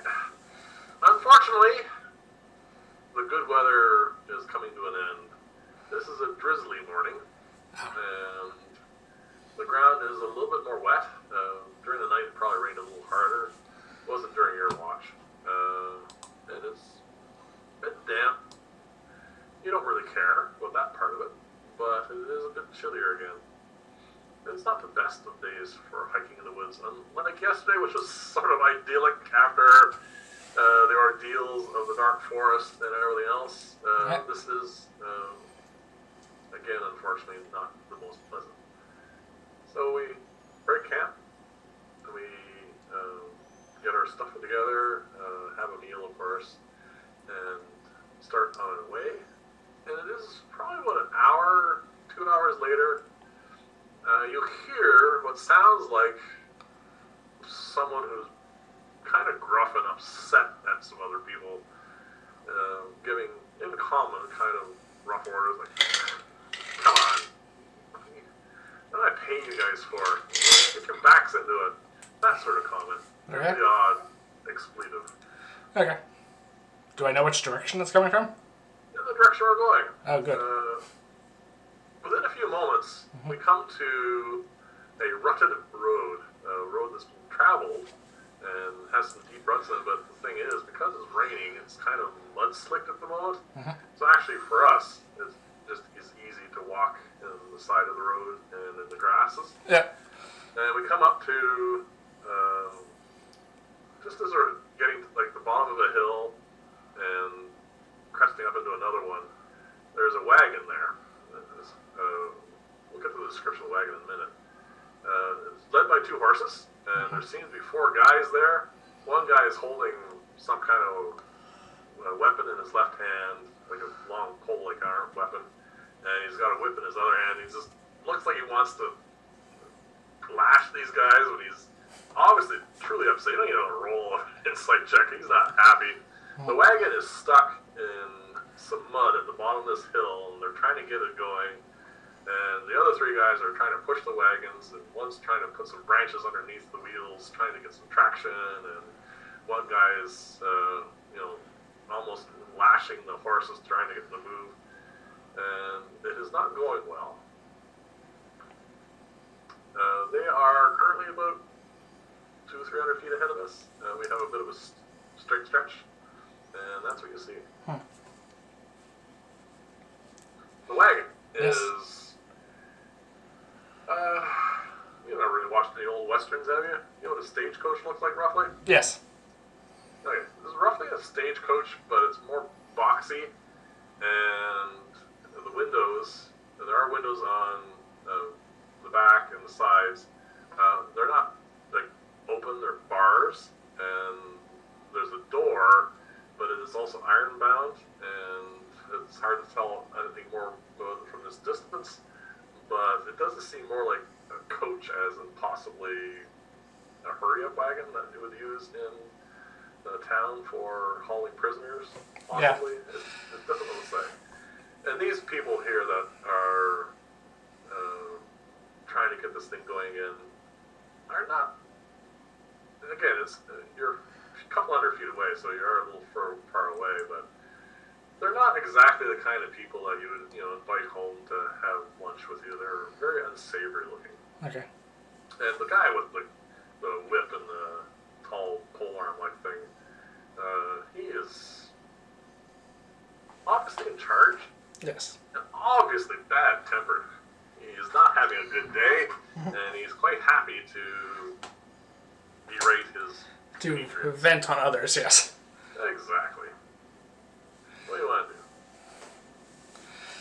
do? I'll ask Alvin if he knows recognizes any of this, basically. But he's been in there for a while. Let's give him a chance. Oh, good Alvin. That's a good roll. He's not entirely sure, but he's heard rumors, and these are not nice people from what he's gathered. He's painted a reasonably good picture so far of Vyrn's Run, but there is definitely a darker underbelly to the place, and like I said, he's heard rumors of people going missing and never showing up ever again. And there's a group of people that are kind of associated with that, and he thinks that this might be part of that group. Alright.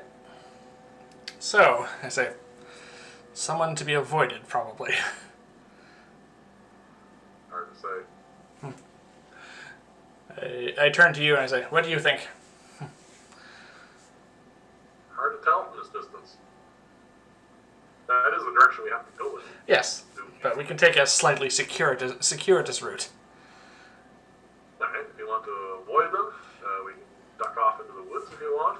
No, not like that. We're just going to travel along, I think, just at a bit of a distance. Alright, so we got a road. Yeah. It's up a hill a little bit, deep ruts, wagon stuck at the bottom. Between the road and the trees, if you're not going to go into the trees, you're only going to be able to go around them by maybe 20 feet on one side and less than that on the other. Okay. I'll go around by 20-foot way around sounds good. Alright. Oh, actually, if that's the tree, if the tree line's just past that.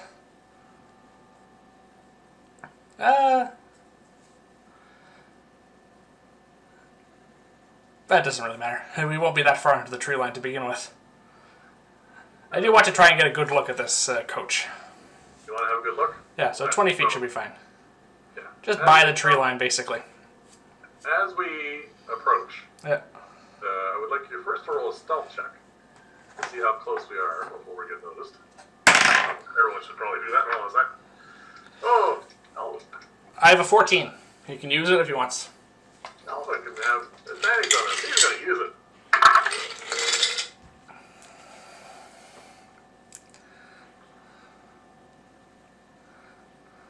Alright, we all rolled relatively the same. Yeah. So we're going along. Yeah. We're still probably about 30, 40 feet away when the boss, we'll call him, notices something, turns around, and sees us. Yeah. No, we're just like travelers, basically. And again, he looks really angry and unsavory. He's wearing leather armor.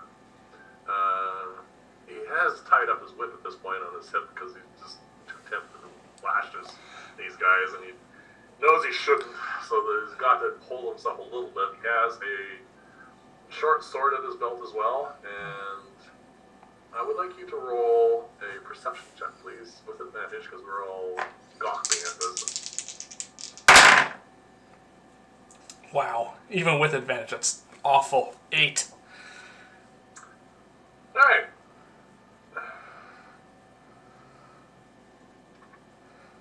I should have used a portent for that. Okay. He is holding a weapon, like a polearm type thing. And he's just currently just glaring at us. He hasn't said anything yet. Okay. We're just gonna So keep what are going. you gonna do? We're just gonna keep going. You're gonna stay off the grass and just go around them? Yeah, just continuing on our way. That's all. Alright.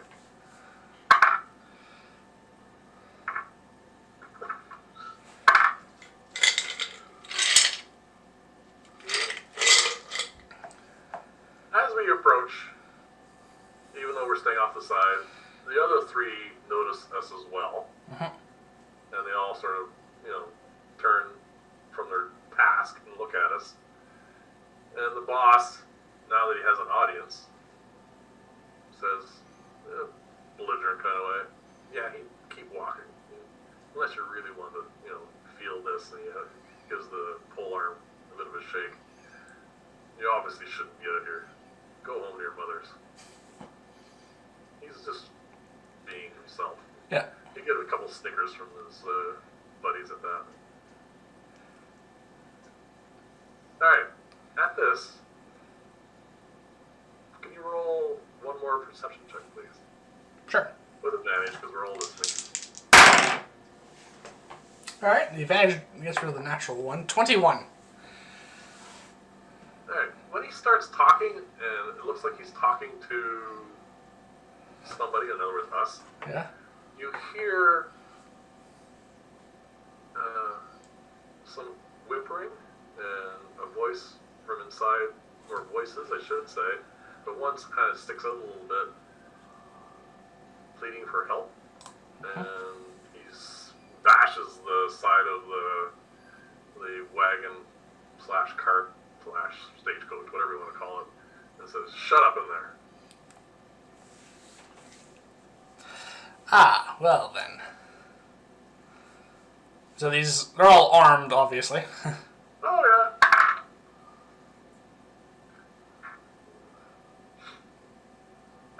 What do you have you just continue to walk, or have you stopped? Well, at Oh, that... by the way, with that 21, Yeah? little 21 in perception, Yes. you recognize something else. It's not a pole arm, it's a glaive. It's what used to be our glaive. Ah, that looks familiar. Is that what you say? Quietly. Was that allowed? Quietly, yes. I'm obviously looking at the... do you want me to roll a stealth check for that? Don't worry. He's too proud of himself. Okay. He doesn't notice it unless you roll really, really badly on it. Go ahead, just in case. It's 4-1. 3. He notices you looking at this, even though you rolled really horribly. You rolled better than a 3. Well, I just look over at you. You said what you said, right? Yeah. Yeah. I'm pretty sure that's it too. And he's noticed this. And he's now lowered the glaive towards us. So move on. Or pay the price. I just, I look towards you and Alvin as if to say... not saying anything, but just seeing what your thoughts are on this. It's pretty obvious what the choices are. Alright. My choice is really quite straightforward at this point. You see a sheet of flame shoot out towards them. Oh, you're casting Burning Hands.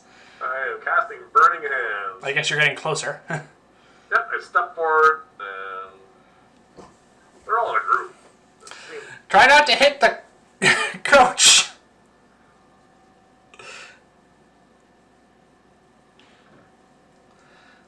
And a sheet of flame shoots out. Yeah, well, 4 dex saves. Oh, dex saves. He saves. Natural 20. Well, that one takes nothing. 19. And a 6. Alright. So, one basically leaps off the cart, I assume, to avoid getting burned.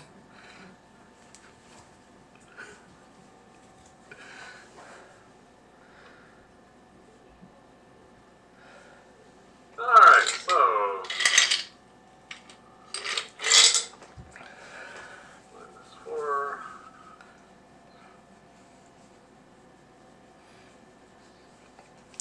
And then I'm pretty sure we're rolling initiative. And at this point, yes. We are rolling for initiative. How much damage do you do? 9. Well, 0 to one guy. Yeah, one guy lipped off. Ooh, I have a 19. What? You're not allowed to have a good initiative. That's not the way things work here. Alright. See? You have to roll like me. 11.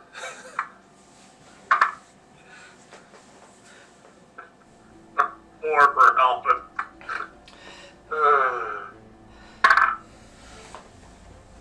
Better than a 2. That's 6. Alright, you are definitely up first. By a fair margin. Which is good, because I assume 3 of them, at the very least, are in the exact same positions they were before.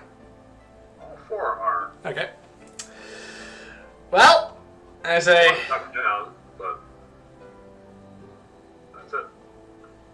Well, I'm going to try... I say, everyone inside there, try and hunker down a little bit. I'm going to step forward.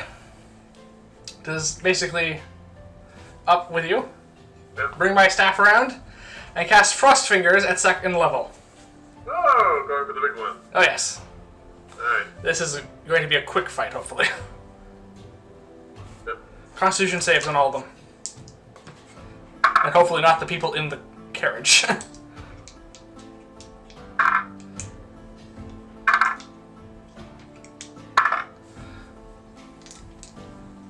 3 fails.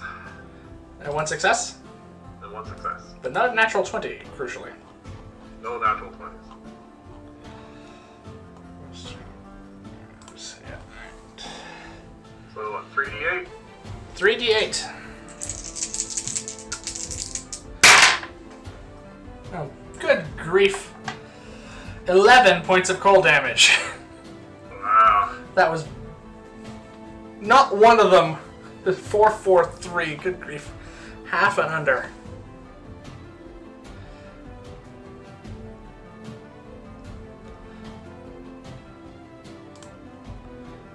Alright, well that was a bit of a waste. Alright.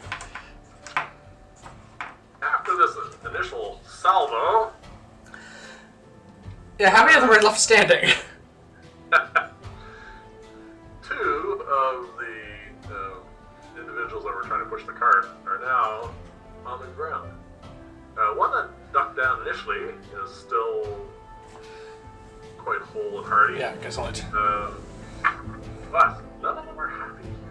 Are they alive? 2 are alive, 2 are incapacitated or dead. It's hard to tell. And The problem is, well, hopefully we didn't hit any of the people in the cart. well, you didn't hear any screaming from there. They are protected from a very heavily Okay. reinforced wagon.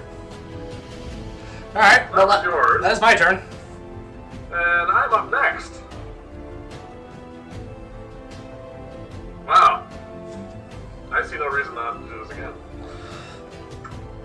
I am going to take your lead on this, and I cast Burning Hands at 2nd level. Yep.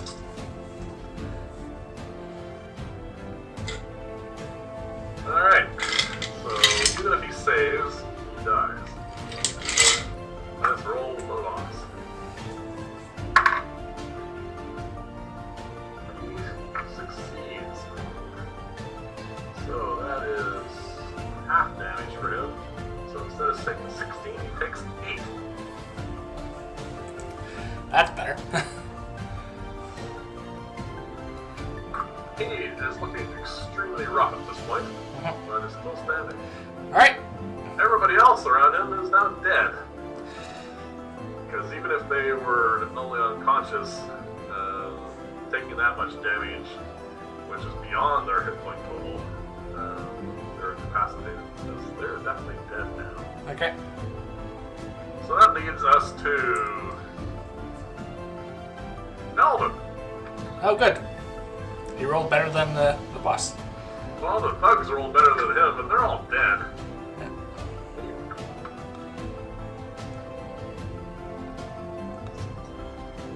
utters a very familiar incantation. Yeah. Fires off a magic missile at him. For a really bad roll. He's taking a beating. But it's enough. Oh, good. The boss goes down. That was just sad. They were supposed to put up something of a fight. But Yeah, it's the running theme for the campaign so far. they went down like a sack of potatoes, I tell you. Yeah. Just the way the initial orders went up. Yeah, I know, I rolled a 19 initiative for the first time ever. Yeah. And the boss had a 2. And the thugs had a 6. They're all dead, so Alvin went next with his 4. It was just bizarre. Hi. On the boss is some Keys, presumably? keys to the wagon, which is locked. Yeah. Also, there's some a scroll, not like a magic scroll, but a tied up piece Bit of parchment? Is it intact? Because he got blasted with magical fire twice. Alright, we'll roll a saving throw for it, because he did get charred pretty bad.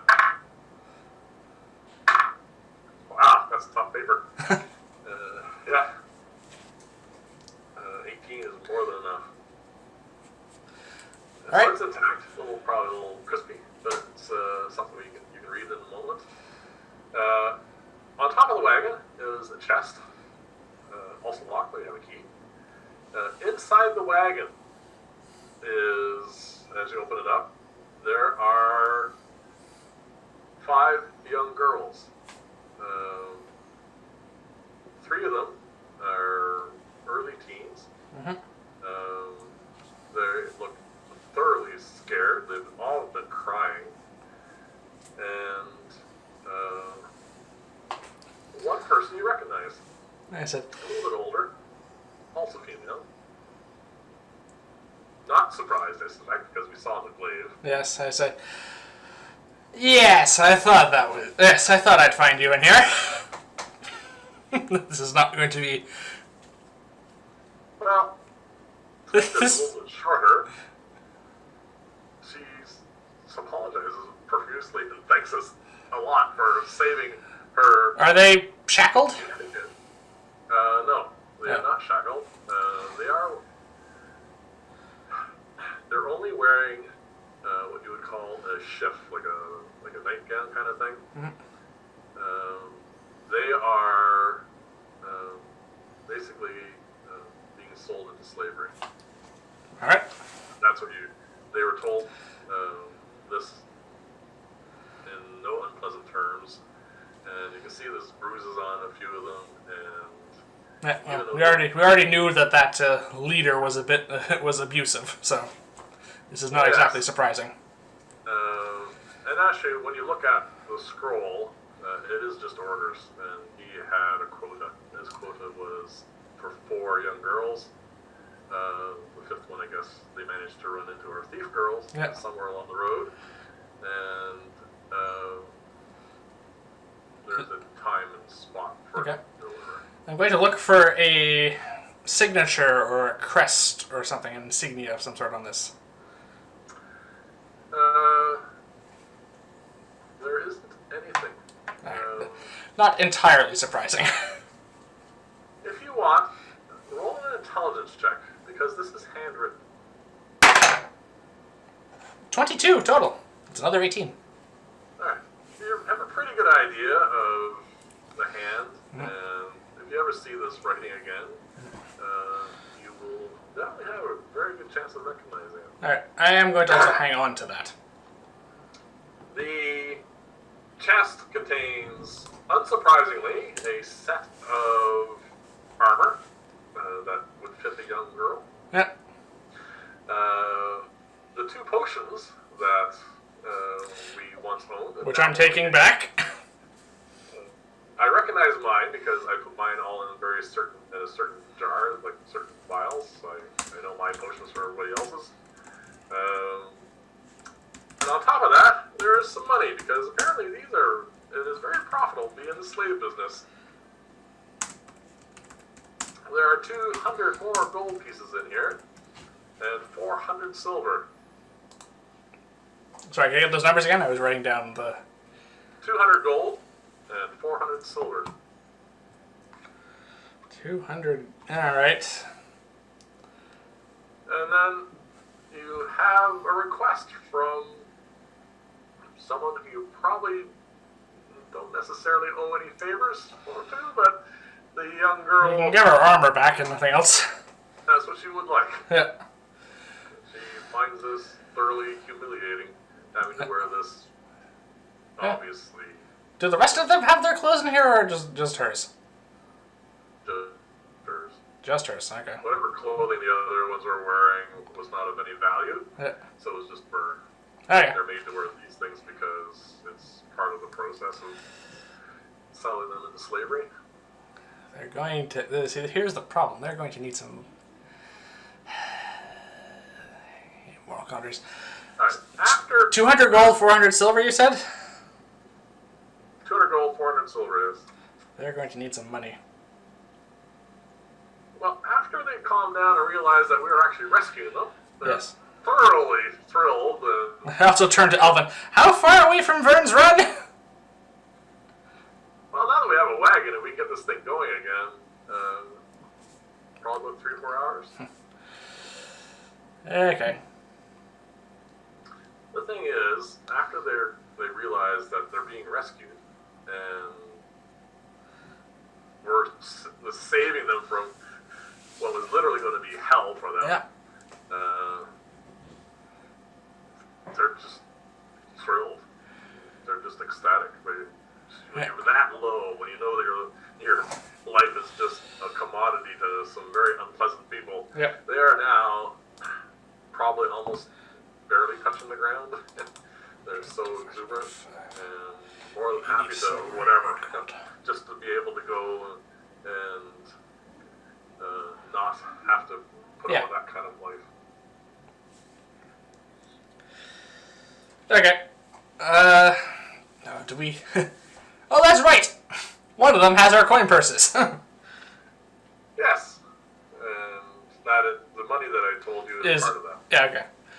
I didn't bother. Do we have... We need to divide this money up. So they need money. They can't just go into town with absolutely nothing and just in a nightgown, effectively. Yes. Alright, well... Unfortunately... Yeah. They're all barefoot. We have a wagon. Yes. We have a slaver's wagon. So we can, if you want, get this out of the mud. Yep. They're incredible strengths. Oh, good grief. That's right. And get it moving again. Yep. It would take probably a reasonable animal handling check to get this working, more than a strength check. Alright, well, I have a high wisdom, so that's wisdom based. I can roll for I that. also have nature, so I'll give you a bit of an advantage on this. Roll animal handling. Alright, well, hang on. Before we do that, we need to divide this money up somehow. Alright. Well, first off, divide it 3 ways. Alright, hang on. Alright, I've done a bit of math that I think is going to help here. So, 50 gold to the 3 of us. The remaining 50, I divide by 5, giving 10 to each. And I'm going to also, against generosity, generosity I guess ruling here, the silver divided by 5 is 80 silver each. So that's 10 gold and 80 silver for them. I think that's a good amount to live off of. Well, for 4 of them, there's more money than they've ever seen in their lives. They're just villagers.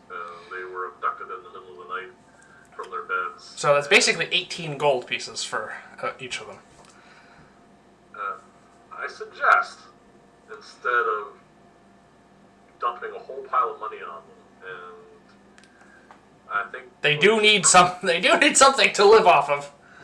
Yes, instead of just doing that, I suggest we go into town, because we can't have them walk in barefoot and wear this is going to be an interesting first entrance for us, regardless. Yeah. But at least with them in the wagon and unseen, it'll be less of a big deal, I suppose. Having nearly naked young ladies wearing sodden nightgowns walking into town barefoot is not an image that I really want to have as our first impression of this town. So how exactly do we get in then? With them just in the wagon? Yeah, that'd probably be the best. Okay. We still probably should. Not the best of entrances, but it's probably better. Alright, well, we can still divide. Then we can do, go and get them some clothes. Yeah. Set them up in an inn in a room. Yeah. And then we can give them some money and food and all that stuff, and they can figure their lives out. Okay. Just gonna take my 50 gold from the division I did, because the rest works out perfectly fine. Yep. Because, yeah, it's just handing them a bunch of money and then saying, there you go. No, we had a wagon. We could drive the wagon into Vyrn's Run. That's fine. Yeah, because, giving them that much money and no means of themselves, they probably wouldn't have the money for very long. No, but they do need money to live off of, and I think that's a fair amount to give them. Yes, I have no problem with giving them that much money. Yeah. Just not without some sort of, additional help. Okay. Now what are we gonna do with this thing? I say to the glaive, which we, to be fair, it was nice not to be lugging this thing around with us. Alright, we have the glaive back. Actually did not miss this. The potions I did miss, which I'm adding to my supply. So, you can have yours back. oh, I already took it. Yeah. Good mine. So, just leave the glaive strapped to the wagon. Yeah. Give Thief Girl, I should probably give her a name now that she's back amongst the living, her armor. Yep. And probably a dagger, I guess, because... If she had any weapons, yeah, she can have those back. hopefully she's learned her lesson not to try and steal from us again. And I am going to give her... yeah, the 10 gold and 80 silver that I'm dividing up among the 5 of them. It's like... She believes it or not. I lean in and look right in her face and says, "You already made me regret saving you once. Never make me regret this time." Is it like a whole intimidation check? That's a natural 1 apparently, so I'm not very intimidating. Even with the 1. Yeah. She's not interested in stealing from us again. No. Well, that wasn't what I said. She has quite the unfortunate turn of events for her. Yeah. Her friends are dead. She got captured, going to be enslaved, and we've saved her twice. So yes. I don't think we're on her list. But she has a bit of a smile when she says, "I wouldn't mind a lift into town." Yeah. And then we can go our separate ways. Alright, so... how are we getting this wagon unstuck? Alright. I have survival. Yes. You have nature. Yeah. We will round that off to an animal handling charge. Roll a d20, please. Just 1? And just 1. And roll your nature check. Alright, hang on. Because I want this to work, Yeah. this is a bit of a waste, I'll admit. Natural 20. Ah! Your portent Yes.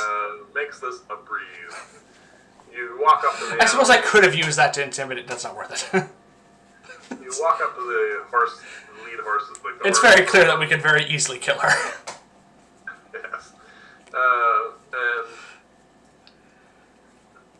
you've dealt with animals before, and within a short period of time, now they're not being whipped and intimidated by some unsavory types. Yeah. You quite easily, quite quickly get them to work together, which is what they weren't doing initially because they're just frightened and miserable. And they, without any difficulty, haul this wagon up the hill. Alright. So we all board the wagon, just based on the like the space involved, they're probably still gonna have to stay inside. They're actually quite happy to stay inside because, first off, it's pouring rain. Yes. And secondly, they're not wearing a whole lot. Okay. These are young village girls who, up to this moment in their lives, only had things to worry about, like feeding chickens and taking the eggs and milking cows and stuff. They're just quite happy, I think, at this point, once they have their feet back under them, to head back to their towns and never go anywhere near civilization ever again. Yeah. Okay. So they're not from Vyrn's Run then. Good grief. No, these are farm girls. There are some farmsteads up and down. Well, we do have some time. Yes. And you do get some inkling of what's going on. There are a number of farms that. There's a river up ahead, which I told you about with Vyrn's Run. And up and down that main road, there's a bunch of farmsteads. And some off a little bit more into the woods. And they are from those. Okay. And the only reason why the slavers came this way is there's a road here for starters. And secondly, they have, you assume, some sort of agreement with either gate guards or something to get in, and this is the access point for them. Okay. Well, I'm going to navigate us on to. The problem is, can you pause for a second? I have to change the screen share. Okay. So, Slightly different view, but it'll become clear in a moment. the next couple of hours, we have a soggy but uneventful trundle on these horses into the crest of a hill. Did we just lag seriously? Alright, so soggy, rainy, but uneventful for the next couple of hours. We can have our short rest or whatever it is on top of the wagon. And we gradually make our way, and we crest the hill, and we have our first glimpse of